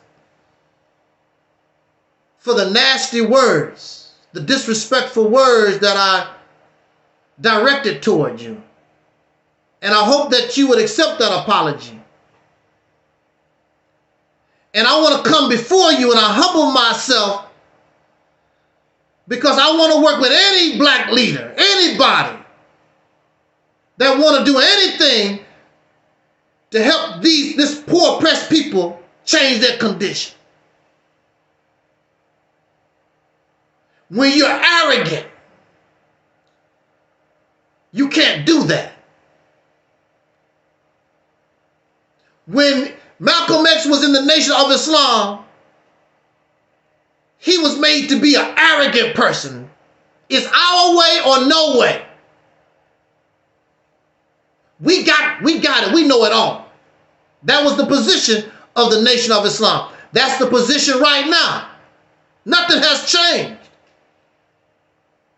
And most of these organizations, even as individuals, I know it's my way. It's my way or no way.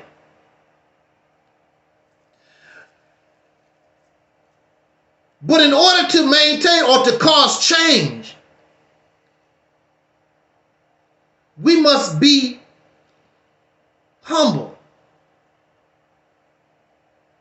We must become a servant to those of whom we want to serve.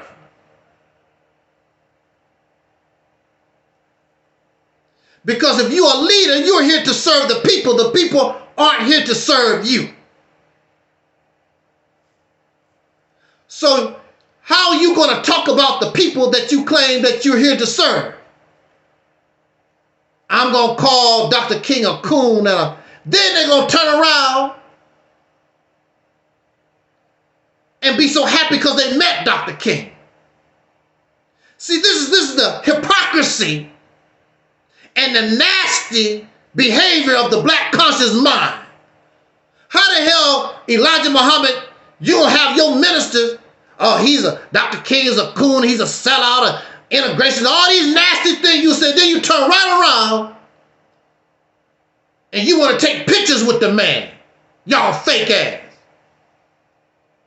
Same thing these old black conscious people do. They will talk about Beyonce like a dog. And if she said, I want to come and talk with y'all. Oh, Beyonce coming, y'all. Beyonce coming. Beyonce coming. That's how they do. These Pan-African black conscious folks tell you, don't vote. Is that what they tell us? What's the sense of voting? Don't vote. Don't vote. That's what they tell us. But when you go to their meeting, like the Million Man March or any of their meetings, I want to introduce Congressman so-and-so, Senator so-and-so, the mayor so-and-so. If you don't want us to vote, what the hell you got Congressman so-and-so, Mayor so-and-so? If Barack Obama would have came to the meeting, here's President Obama. You telling us not to vote. If we didn't vote, we wouldn't have Mayor so-and-so and Congressman so-and-so, blah, blah, blah. These fake ass, confused ass people. If that's how you feel, why do you have them coming to your meetings and take their money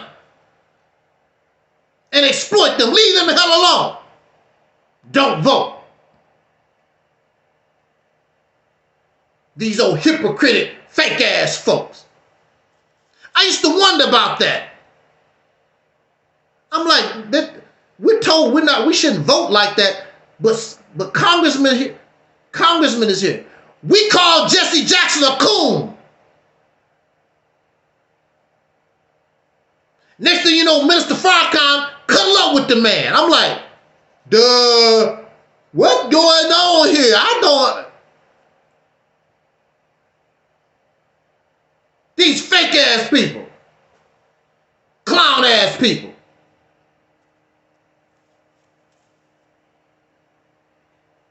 There are those They make mockery of me because I was incarcerated in a mental institution. Now, mind you, a court has determined, ain't a damn thing wrong with me. I have the paperwork. You have no court, you have nothing that has determined your ass not for real crazy. You have nothing. Your mental illness is not diagnosed. Even so, when you are arrogant, they don't consider that a mental illness. Arrogancy is a mental illness. When you're selfish, that's a mental disorder. When you're greedy, when you bougie and you're pompous, why is it all right for us to hoard money, but it's not all right to hoard milk cartons? Go in somebody's house, ooh, they mentally sick. Look at all these milk cartons they got. But if you go in the house, wow, look at all this money. Look at all this gold you got. It's hoarding. If hoarding is a mental illness, if hoarding is a mental disorder, it don't make no difference what you hoard. So rich, wealthy people suffer from mental illness. And even the scriptures say that it is like trying to put a camel through the eye of a needle as it is for a wealthy person to see the kingdom of heaven. That's the scripture.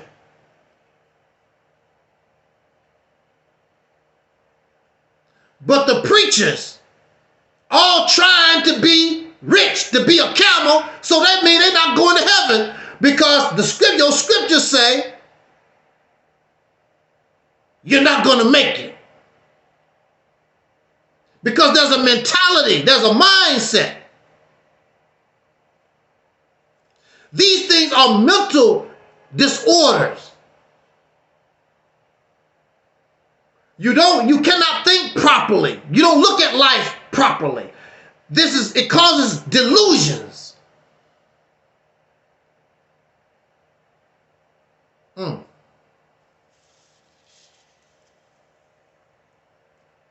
Where you going with this, Snuffleupagus? Where you going with this? I'm going to tell you. I'm going to tell you where I'm going with this. Hold on a second.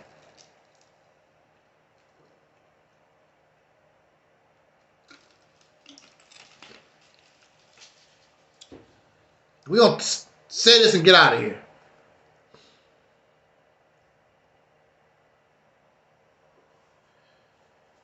Did you hear David Ruffin? I like that part too. Did you hear David Ruffin? He said, I'm the one selling the records. Nobody come to see you, Otis. It wouldn't be a temptation without me. The group actually was formed without him. It was a Temptations, whatever it was, before David Ruffin. But he joined during the time when they were struggling trying to find a record deal. And it just so happened he was doing the lead. He was doing the lead on the major hits. Now it's all about David Ruffin. Yeah, I made y'all. That's what David Ruffin said. There are those in the black conscious community with the same mindset. You can't do nothing without Louis Farrakhan. I'm all this. I made all this. This is me. Without Louis Farrakhan, y'all ain't gonna do nothing. Tahaka Bay. Sonetta. That's how they think. Chief X. That's how they think. I made this. I made y'all. That's how they think. That's how they flow.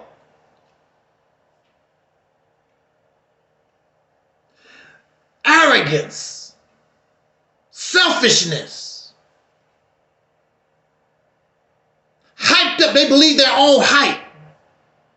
You can't do nothing without me. You know, I've never heard Beyonce tell Destiny's Child that.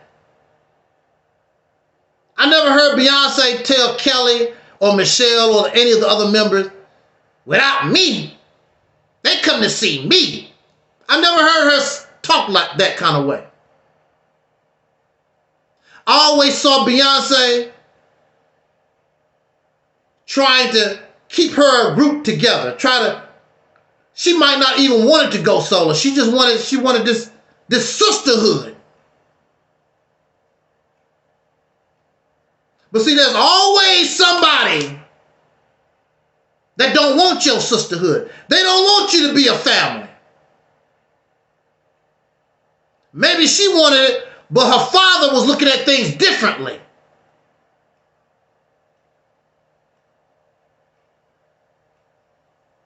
I never heard Michael come out in the public. Well, you know, people come to see me, Michael. They didn't come to see Jermaine and Tito and Marlon. They come to see me, Michael.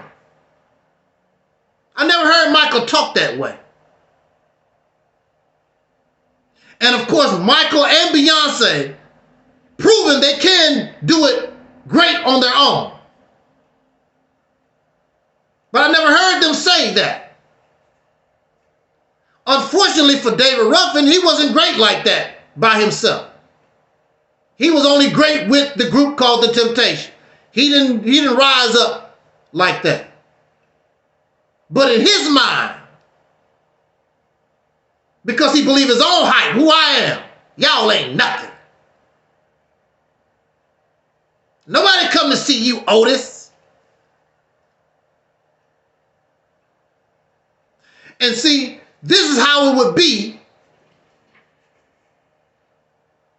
if we came together. All the little brothers, all the big shots, we come together for a meeting and talk with the people, and we want to offer a plan or something to the people. That's the way it would be with them. They didn't come to see you, Snup Nut. They come to see the Honorable Minister Louis Farrakhan. They come to see Tariq Nasheed.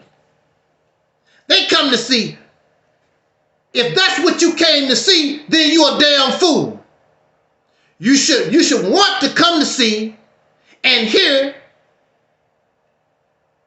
the best solution to your problem so that you can go on, solve that problem, so that you can go on to do better things. But we have this David Ruffin mindset. You come to see me. I know Minister Farrakhan back in the day,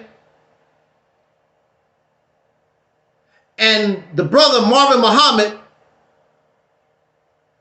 just wanted to talk with him because they believe in the teachings of Elijah Muhammad. Minister Farrakhan gonna charge this man $1,000 to come and sit and talk with him. Marvin Muhammad, because Marvin don't have hundreds of people to come see him, and you know, Farrakhan, and I'm the man. That's the mentality. That's the mentality that they have. It's all about me.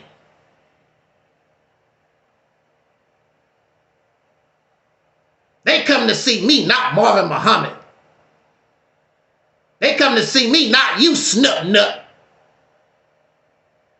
Well, the thing about it is they have been coming to see you for years.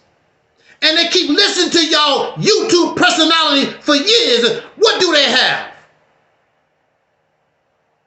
what you got. They have absolutely nothing. Then you want to get angry at me because I'm out here telling the obvious. You ain't did a damn thing. If you the shizit, well then prove it. I will help you. I will help Tariq Nasheed. I will help Chief X. I will help Tahaka Bay. I will help you. I don't have no problem with it. I've done it. I will give you a monthly donation on damn time. I would do that. I helped Farrakhan for 9 years. What has he done for me? Nothing. Because I'm real with mine. And you see that in real time. Every brother, any sister that come on this platform, you see me immediately start promoting them. Immediately. Do they promote me? Do they say anything about me? No, they don't. I'm real with mine. Because everybody want to be the shizit. Because of me. I'm the one. I'm the one doing it. They want the credit. And that's fine if you're doing the job. You're not doing the damn job. They want to brag about the little piddly diddly stuff they do. I opened up a lemonade stand yesterday. That's beautiful. Oh, that's wonderful. Here we are, a people way behind. We're way behind. Your little piddly diddly. Look, brothers and sisters all over this country opening up business. I see it all the time. They have their little business. For them. Ain't nobody doing nothing for us and causing us to move forward.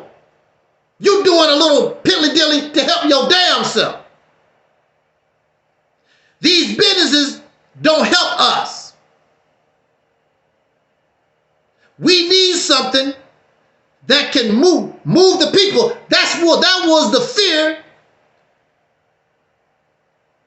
of J. Edgar Hoover and COINTELPRO. They were afraid of the Messiah that could excite the people.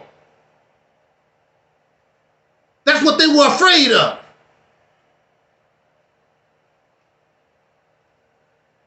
All this little piddly diddly stuff that we're doing, that's fine and dandy. I hope that your lemonade stand is I will support your lemonade stand. It's not going to inspire and motivate and get the people themselves moving. And that's what the Messiah was supposed to do. And that's what they believe Malcolm was. And Malcolm could have, but he got caught up in that foolishness. And he was murdered because of religious zealousy and arrogance. How dare you talk about the Honorable Elijah Muhammad?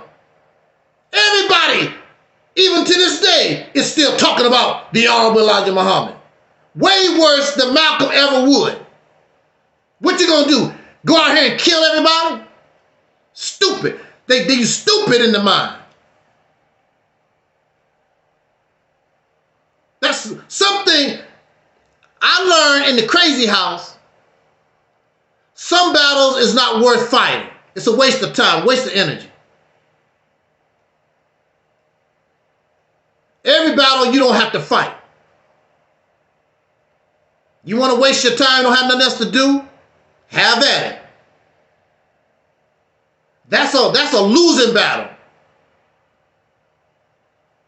There are children that's not even born that's going to talk bad about Elijah Muhammad. They're not even born yet. Most of these wasn't even born. They was born after 1975. What does that tell you? And they talk about Elijah Muhammad like a dog. They probably weren't even born in the 70s.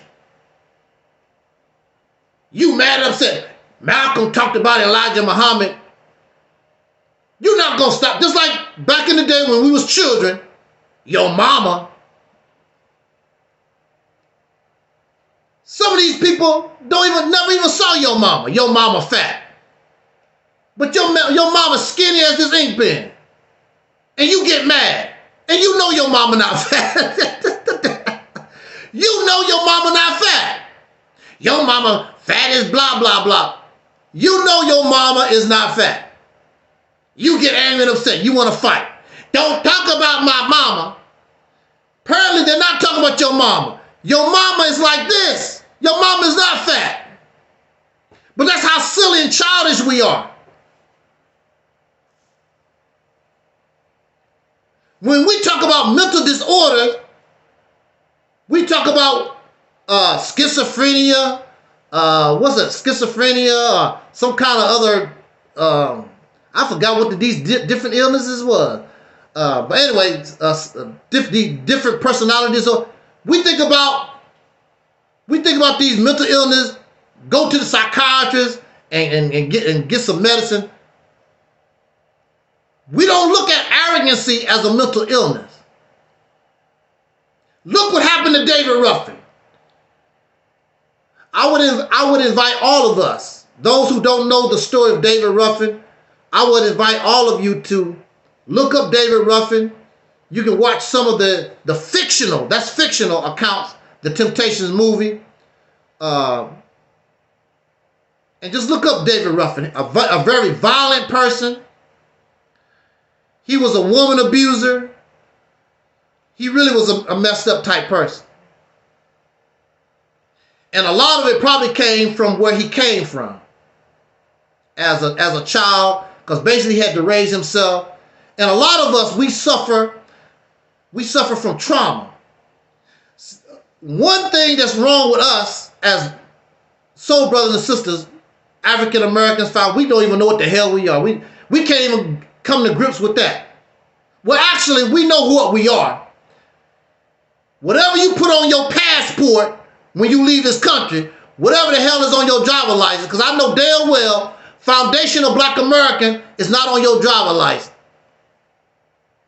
I know Foundational Black American, Freedmen, and all this other stuff that we talk about, that stuff is not on our passport, it's not on our driver license. We need to stop being Hebrew Israelite, Black Hebrew Israelite, whatever you want to call yourself.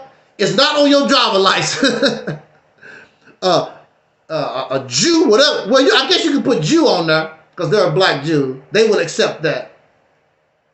We need to stop being silly with all this stuff. That's not on there. We can't even come to grips. We can't even come together and say, this is the people, this is who we are right here. If you want to call yourself the banana people, I'm cool with that. We the banana people.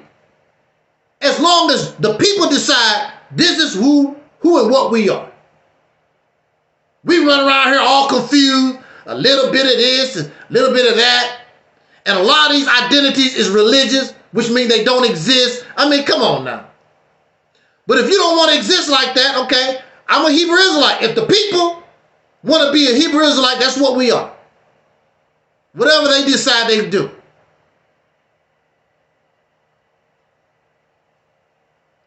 Because we're using African American, there was people that did not want to use that. But it don't make no difference. The white man said it's okay. The majority of us said it was cool. So African American was accepted. Nobody don't give a damn about what you're talking about. So when you go get your driver's license or passport, Black American, African American, those things is what you use. All that other garbage don't mean a damn thing. That's what you do in your house. When you come out here and the police pull your ass over, we have one Black American male. We have 2 Black American children, 1 African American female. That's what they're going to do. That's how they describe it. All this old silliness, dumb stuff that I'm a Moor. Yeah, you gonna get more your ass whooped. Yeah, you a Moor, all right. You look more insane. Yeah, you look more crazy. Yeah, you are more, all right. You a citizen of a country that don't exist.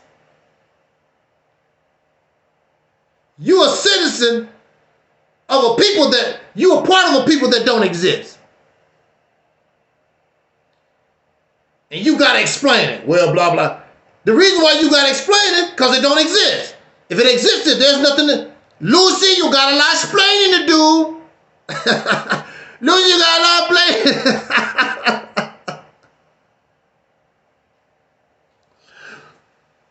So we don't think those things are keeping us from our being able to save ourselves.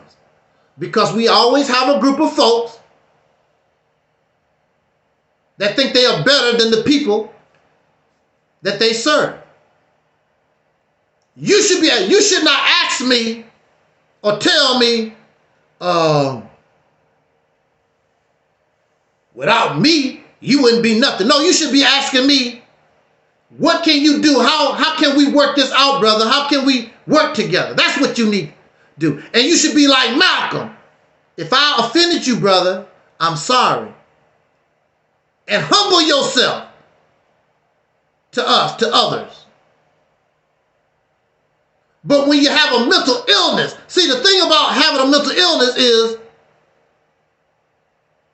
most people don't even know. And most people are in denial. That's how it is with mental illness. They don't even they actually think they are operating properly. Right.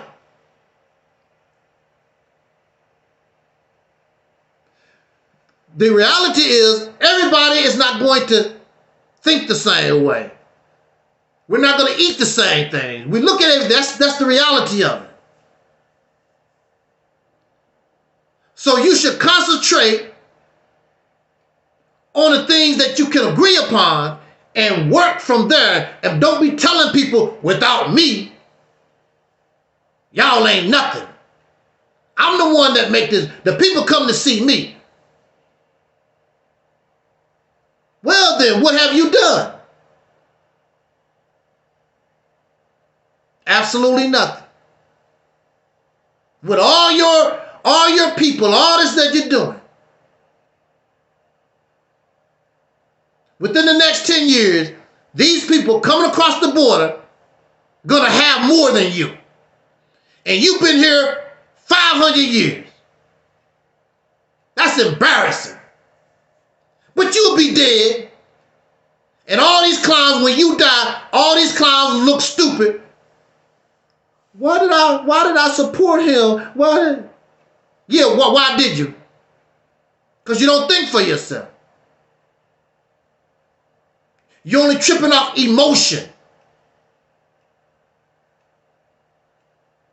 You should concentrate on who can get the job done, not about who you like.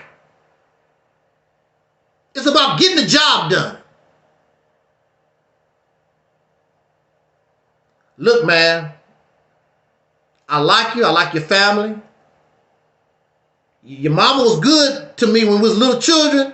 She was good to me. You know, your family been good. But you're not doing the job. I'm gonna have to let you go.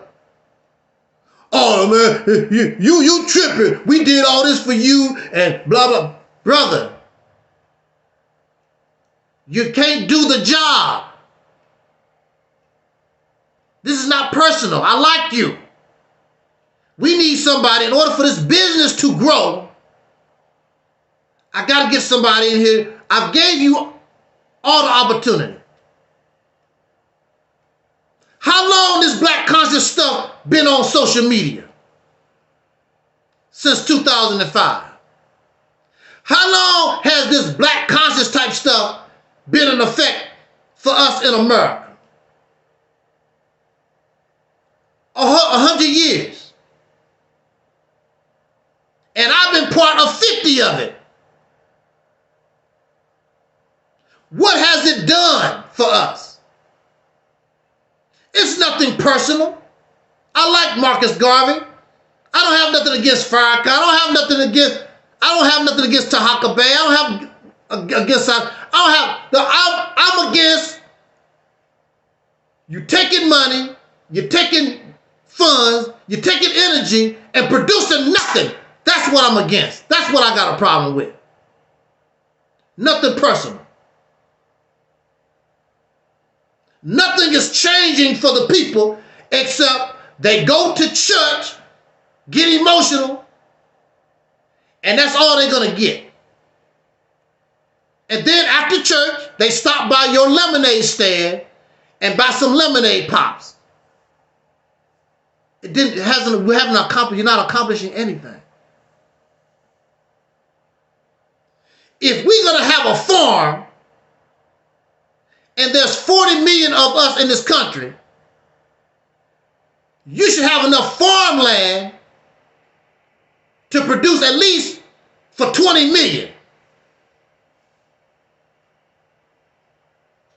You've been on social media since 2005. You can't even produce watermelons for 20 million people. And they steady begging for your money. Will you cash at me? Dr. Umar Johnson, I don't know about the doctor. Umar Johnson been building a school since 2014 or longer. And that's acceptable by us.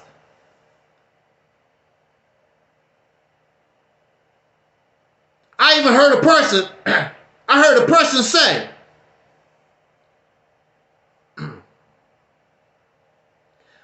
person say, he don't never have to build a school.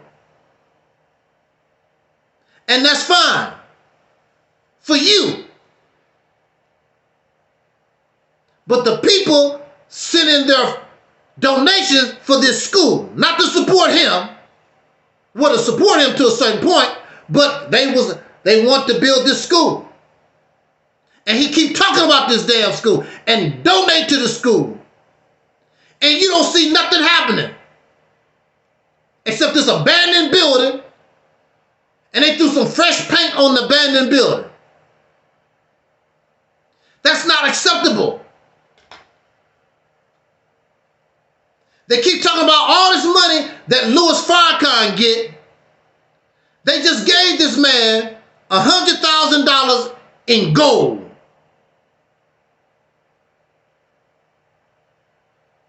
What do they have? They can't even take care of their own members. Every member should be able to have a Nation of Islam watermelon. They don't. They have to go down to the corner store. They have to go down to Kroger or whatever the Winn-Dixie, whatever the grocery. That's where they get their watermelons. Or the brother that might have a farm down the road. He's on the corner. Nation of Islam don't even produce watermelon. They don't produce enough beans to give their own members, which they should be able to do. All the money this man has got since 1978. And this is acceptable. It's not acceptable.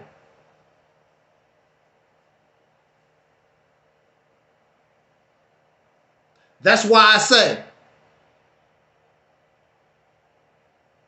you get on board the soul train. Do what's required.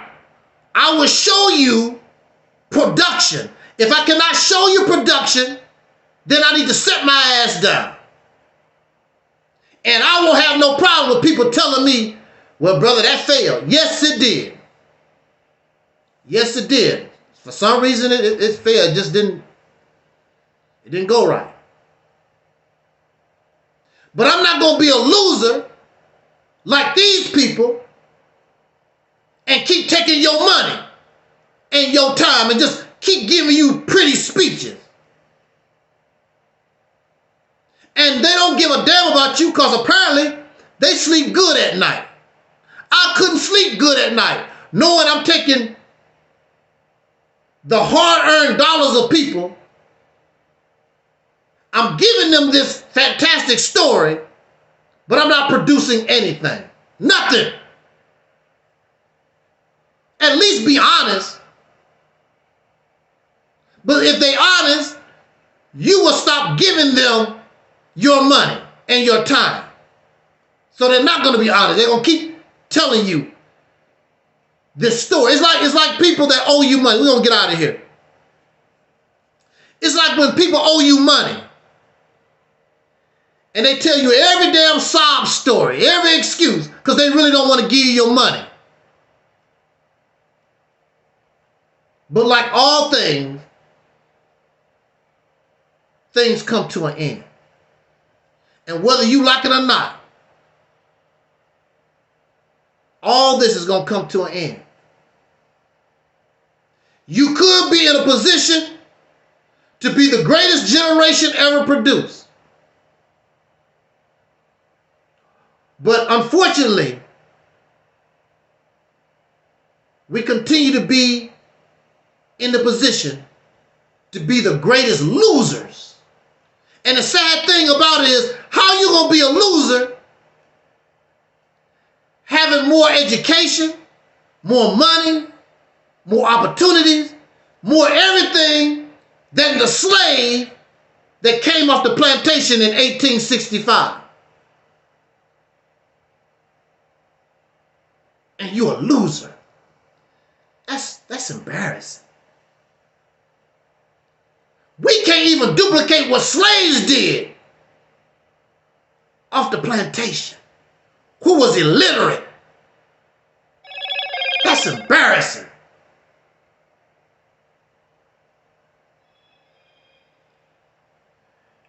You want to keep going to these suckers that tell you how wonderful and beautiful. Beautiful what? You ain't did nothing to be no God. You ain't did nothing to be no warrior. You ain't did nothing to be great.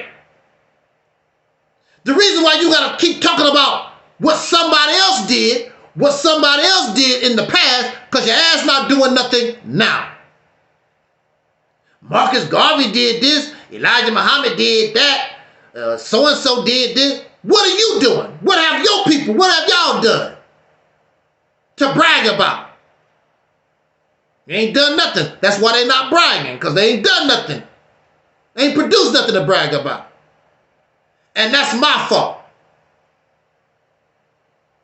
But you the one with the 100,000 views and 100,000 subscribers. You got all this going on. They didn't come to see you, Otis. Come to see me. What you got? What you got, David Ruffin?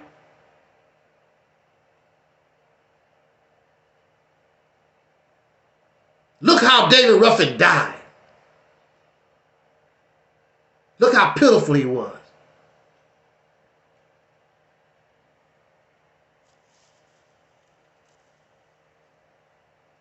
David Ruffin is not somebody to make mockery of. David Ruffin's life is a lesson. He's not the only one. I'm pretty sure there's David Ruffins in your family. When for me, this family wouldn't be nothing. You could be David Ruffin. We can't get better. You're not going to get anywhere with that type of attitude. We always use, I'm going to say this, we're going to get out of here. We always like to, well, the black conscious community, they always use the white man as an example. And they always paint in this lie like Caucasian people get together and they love each other. That's not true. They don't like each other like that. Look at this country right now. You see them going back and forth. They don't like each other like that. But if your happy ass come against them, watch what they do. You don't know how to do that. You too busy trying to convert somebody to your religion, be a vegan or whatever the hell whatever you trying to promote. You too busy doing dumbass stuff.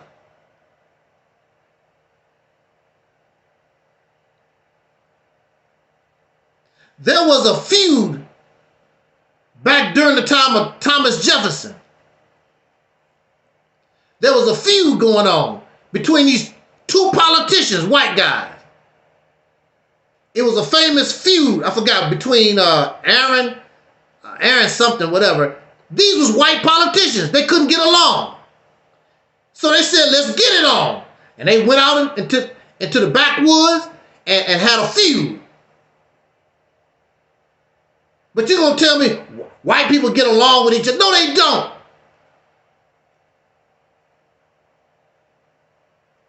They know how to come together to get certain things done. But they don't like each other like the way they tell us. That's a damn lie. Ukraine and Russia, they're not getting along. Aren't those two Caucasian countries? Ukraine, they bombing and killing each other. But I thought white folks are united and whatever. Now, if it became a black and white thing, they would probably stop that war. Oh no, we're not going to have this.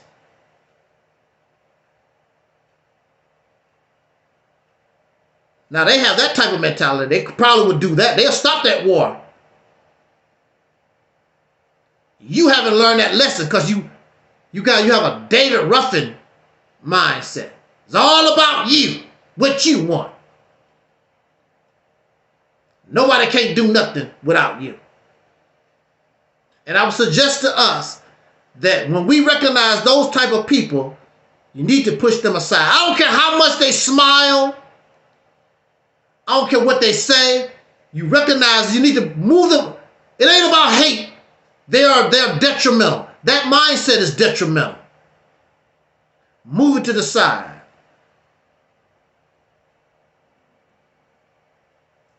Let it go. Brother Denzel say, black people have the do for self mindset. That's probably why we don't have our own cell phone, cars, and housing that everybody over the planet should want.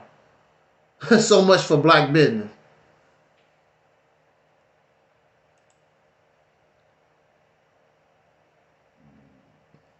That's what they mean by do for self. And that's what folks is doing. They do it for themselves. Everybody can't open up a business. The reality is, a lot of us are illiterate. We barely can read and write. We barely can read and write. Now, back in the day, you could open up businesses and you could be illiterate. But nowadays, they want you got to have this kind of license and you got to be registered to do this and blah, blah. There's a lot of paperwork, whatever. You can't get away with being illiterate doing a lot of business nowadays. You cannot be that. Or you got to trust somebody. And they will steal everything that you got.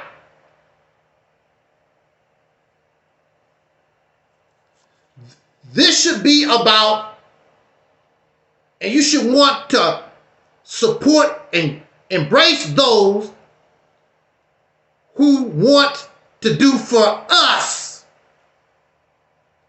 not for themselves, do for self. And I know Chief X likes to do for self. That's what he's about, building his business. Everything he got going to his family, his self. It does not help the community because he hired people for his business to benefit not the people, benefit his family, his self. The building of this nation was for those people, all those people, and the unborn. For those people and the unborn. You, for your children, not for our babies unborn. You looking out for yourself. So you're not a nation builder. You're tribal. Your little place in the sun. But they can't help it. They don't know nothing else. They don't know any different. A leader is supposed to be looking out for the family, the 40 million. What is in the best interest of the 40 million? And excite the 40 million to do for self, the 40 million, which is self. You open up your own little personal business. That's nice. It don't excite the 40 million. It don't do nothing. But they will become excited when they participate in their own rise. And the Mississippi campaign has been formulated and created in a manner where even the little baby can barely walk. You can show them how they helped build this new reality. And that's why they will be willing to die for what they built. Just like these people, these patriots, are willing to die for what their fathers built. I was thinking the theme for Soul Liberation Day 2025 should be something like Black American, the pioneers of a new reality. The pioneers of a new reality. Y'all don't know nothing about that kind of stuff. You don't know nothing about being a pioneer. I think that's what I want to do. Pioneers. You know what a pioneer is? Of a new reality. You could be that. Your mind is clouded with all this religious and spiritual and all this black scholarship nonsense, but you can't really see your own value in real time. Because all this is locked up in you. The scriptures say that the kingdom of heaven is in you. It's you. It's already here. These folks got you copying other people. You can't concentrate to let all your creativity, who you are, out. You don't have to be them. This is the United States of America. It is not Great Britain. It is not England. But that's where these people came from, right? But you have American food, and then you have English food. They developed their own way of doing things here. They have become their own people here, even though they came from there. America is not Great Britain. Don't even talk the same no more. They don't even have that English accent no more. They become their own people here. And that's you. You can do the same thing. You keep talking about Kemet. All things had their origins, had to start from somewhere. And they all started small. Everything starts small. We was 2 cells at one time. Now look at you. Billions of cells. You was only two cells. All of us. And some of us make mockery of the little baby. Look at the baby pee-pee on himself. Look at the little baby can't walk. But as they grow, they become just as strong as the older one. In fact, the older one is getting ready to die. Woo, I'm getting ready to get out of here. The older one is getting ready to die as the newer one comes up. They are getting ready to die. All this stuff that y'all want to embrace, that's getting ready to die. You are part of the new. You are the new cell that come together. Let that die. Put their picture on the wall. You can remember them. But this is your time. They had their time. And unfortunately, a lot of them blew their time. They don't need no more time because they're wicked. They're nasty and they're profane. They need to be out the damn way. Warmongers. They need to be made to die. They did their time. Now it's your time. You drank your milk. Now you rising from the floor from crawling. You begin to stand. You begin to get strong. And the ones that look down upon you, now you so strong, they probably got to look up at you. Man, your son showed him got big. He's strong. I remember when he was an itty bitty baby. That's you. That's us. Stop trying to be them. They done their time.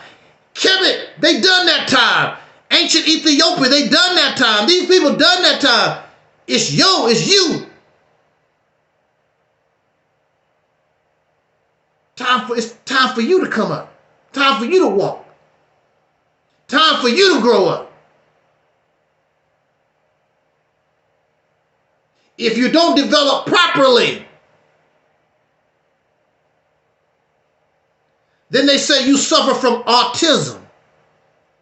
Or they call you mentally disabled or mentally retarded when you can physically grow, but you don't mentally grow. This is the position that you're in. You will never be able to grow as a full functioning man, full functioning woman under the voice of these things that we have been given. Not because if that was the case, we would have been there a long time ago. Accept reality, my friend. It's much easier. You don't understand, and I don't know what I can do to try to explain to you your own value, because you think all these other things is better. So you can't unlock the richness inside yourself that's waiting to come out. The kingdom of heaven is in you. And your hands and your brain will make manifest and bring it into reality. So you don't have to talk about, I believe in heaven. I'm going to build it. I'm going to show you what it is. On earth as it is in heaven. Thank you for listening. Soul power right back to you. The dark side of the moon in the house on our Angel Snuff 7 channel. Shout out to Criminy. We had a pretty decent audience. For me, we had a pretty decent audience this afternoon. I appreciate it. I hope that you would help to spread this word, share these videos, and because I would really like to show how it needs to be done. I want the spotlight so I can show how it needs to be done. I know I can do it. Not believe, I know I can do it. If it's done how I want it to be done.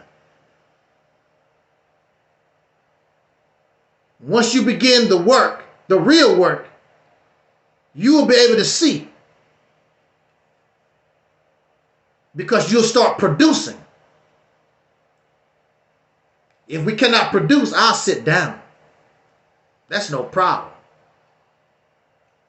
Give me the millions of dollars. Give me your time. Give me what you gave them. And let's see. I challenge anybody to put their so-called solution up against Operation Exodus Mississippi campaign. Some flunkies will come. The big boy's not going to do it. They don't even want to hear about it.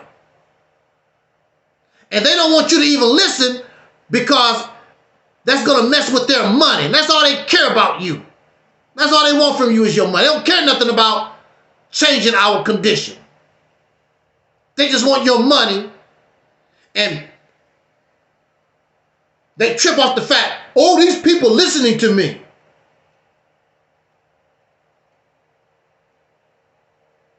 So what? But then they also say people, like attract like. So just because you see all these people, thousands of people, that's because they want nothing. They're just like Farrakhan. They're just like Taalik. They're just like Tahaka. They don't want nothing. None of them. It's just a church to go to. That's all. Tracy said, don't forget the money and the women. They want money and the women. That never fails. Poor sisters can't be in the struggle. Just gotta get in that underwear. I'm not here to give you my underwear. I'm here because I'm serious about this struggle to change this condition. Then it all goes to hell because now we got some kind of romance went bad and you got this stuff going back and forth, this distraction from the real work. Malcolm is dead because there was a distraction from the real work. That's why Malcolm is gone. And the Nation of Islam never recovered. They didn't recover. Their reputation was all messed up because of that.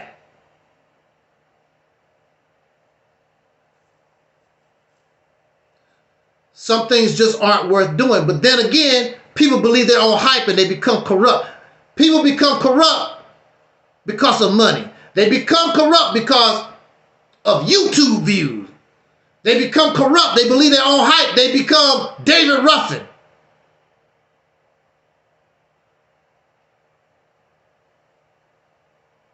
That David Ruffin mindset is not going to get you nowhere. And we are living examples.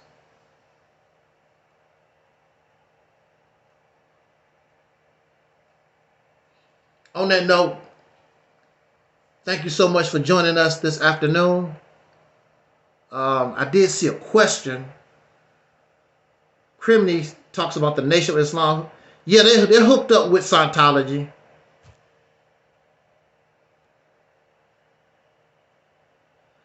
Crimney, where you been at? That's old news.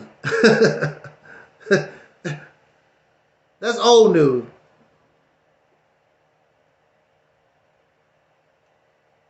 And Crimney was saying, why was I in a mental institute hospital?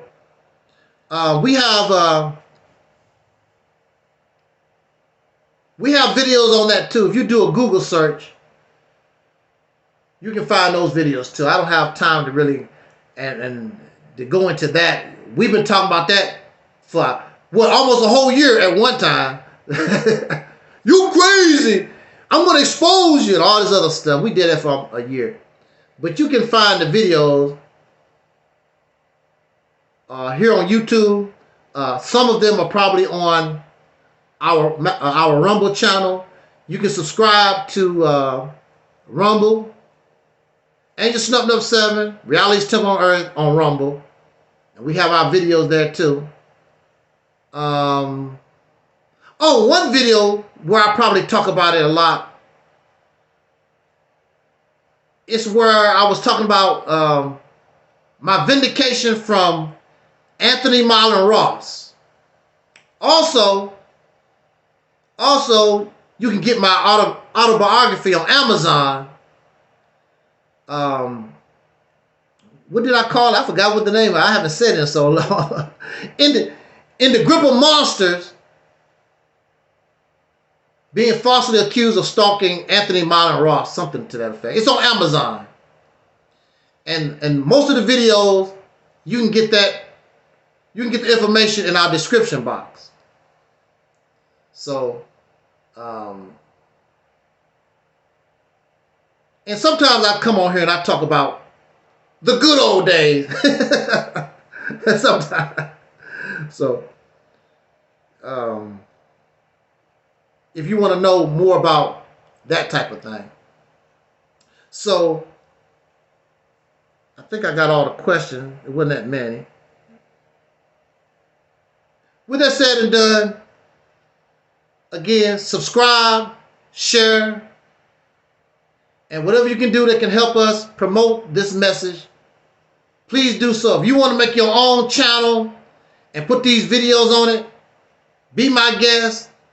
I wish we could get 100 channels out here and put them up there. And folks be like, where's all this stuff coming from? And YouTube, that way, they have no choice but to recognize. And that don't cost you no money at all. And those videos, you don't have to buy videos, you don't have to buy subscribers. I can guarantee you, little by little, people will find the videos. And your channel that you put up might do better than my actual channel. Who knows? Because I know YouTube is out to get me. It always have. Yeah.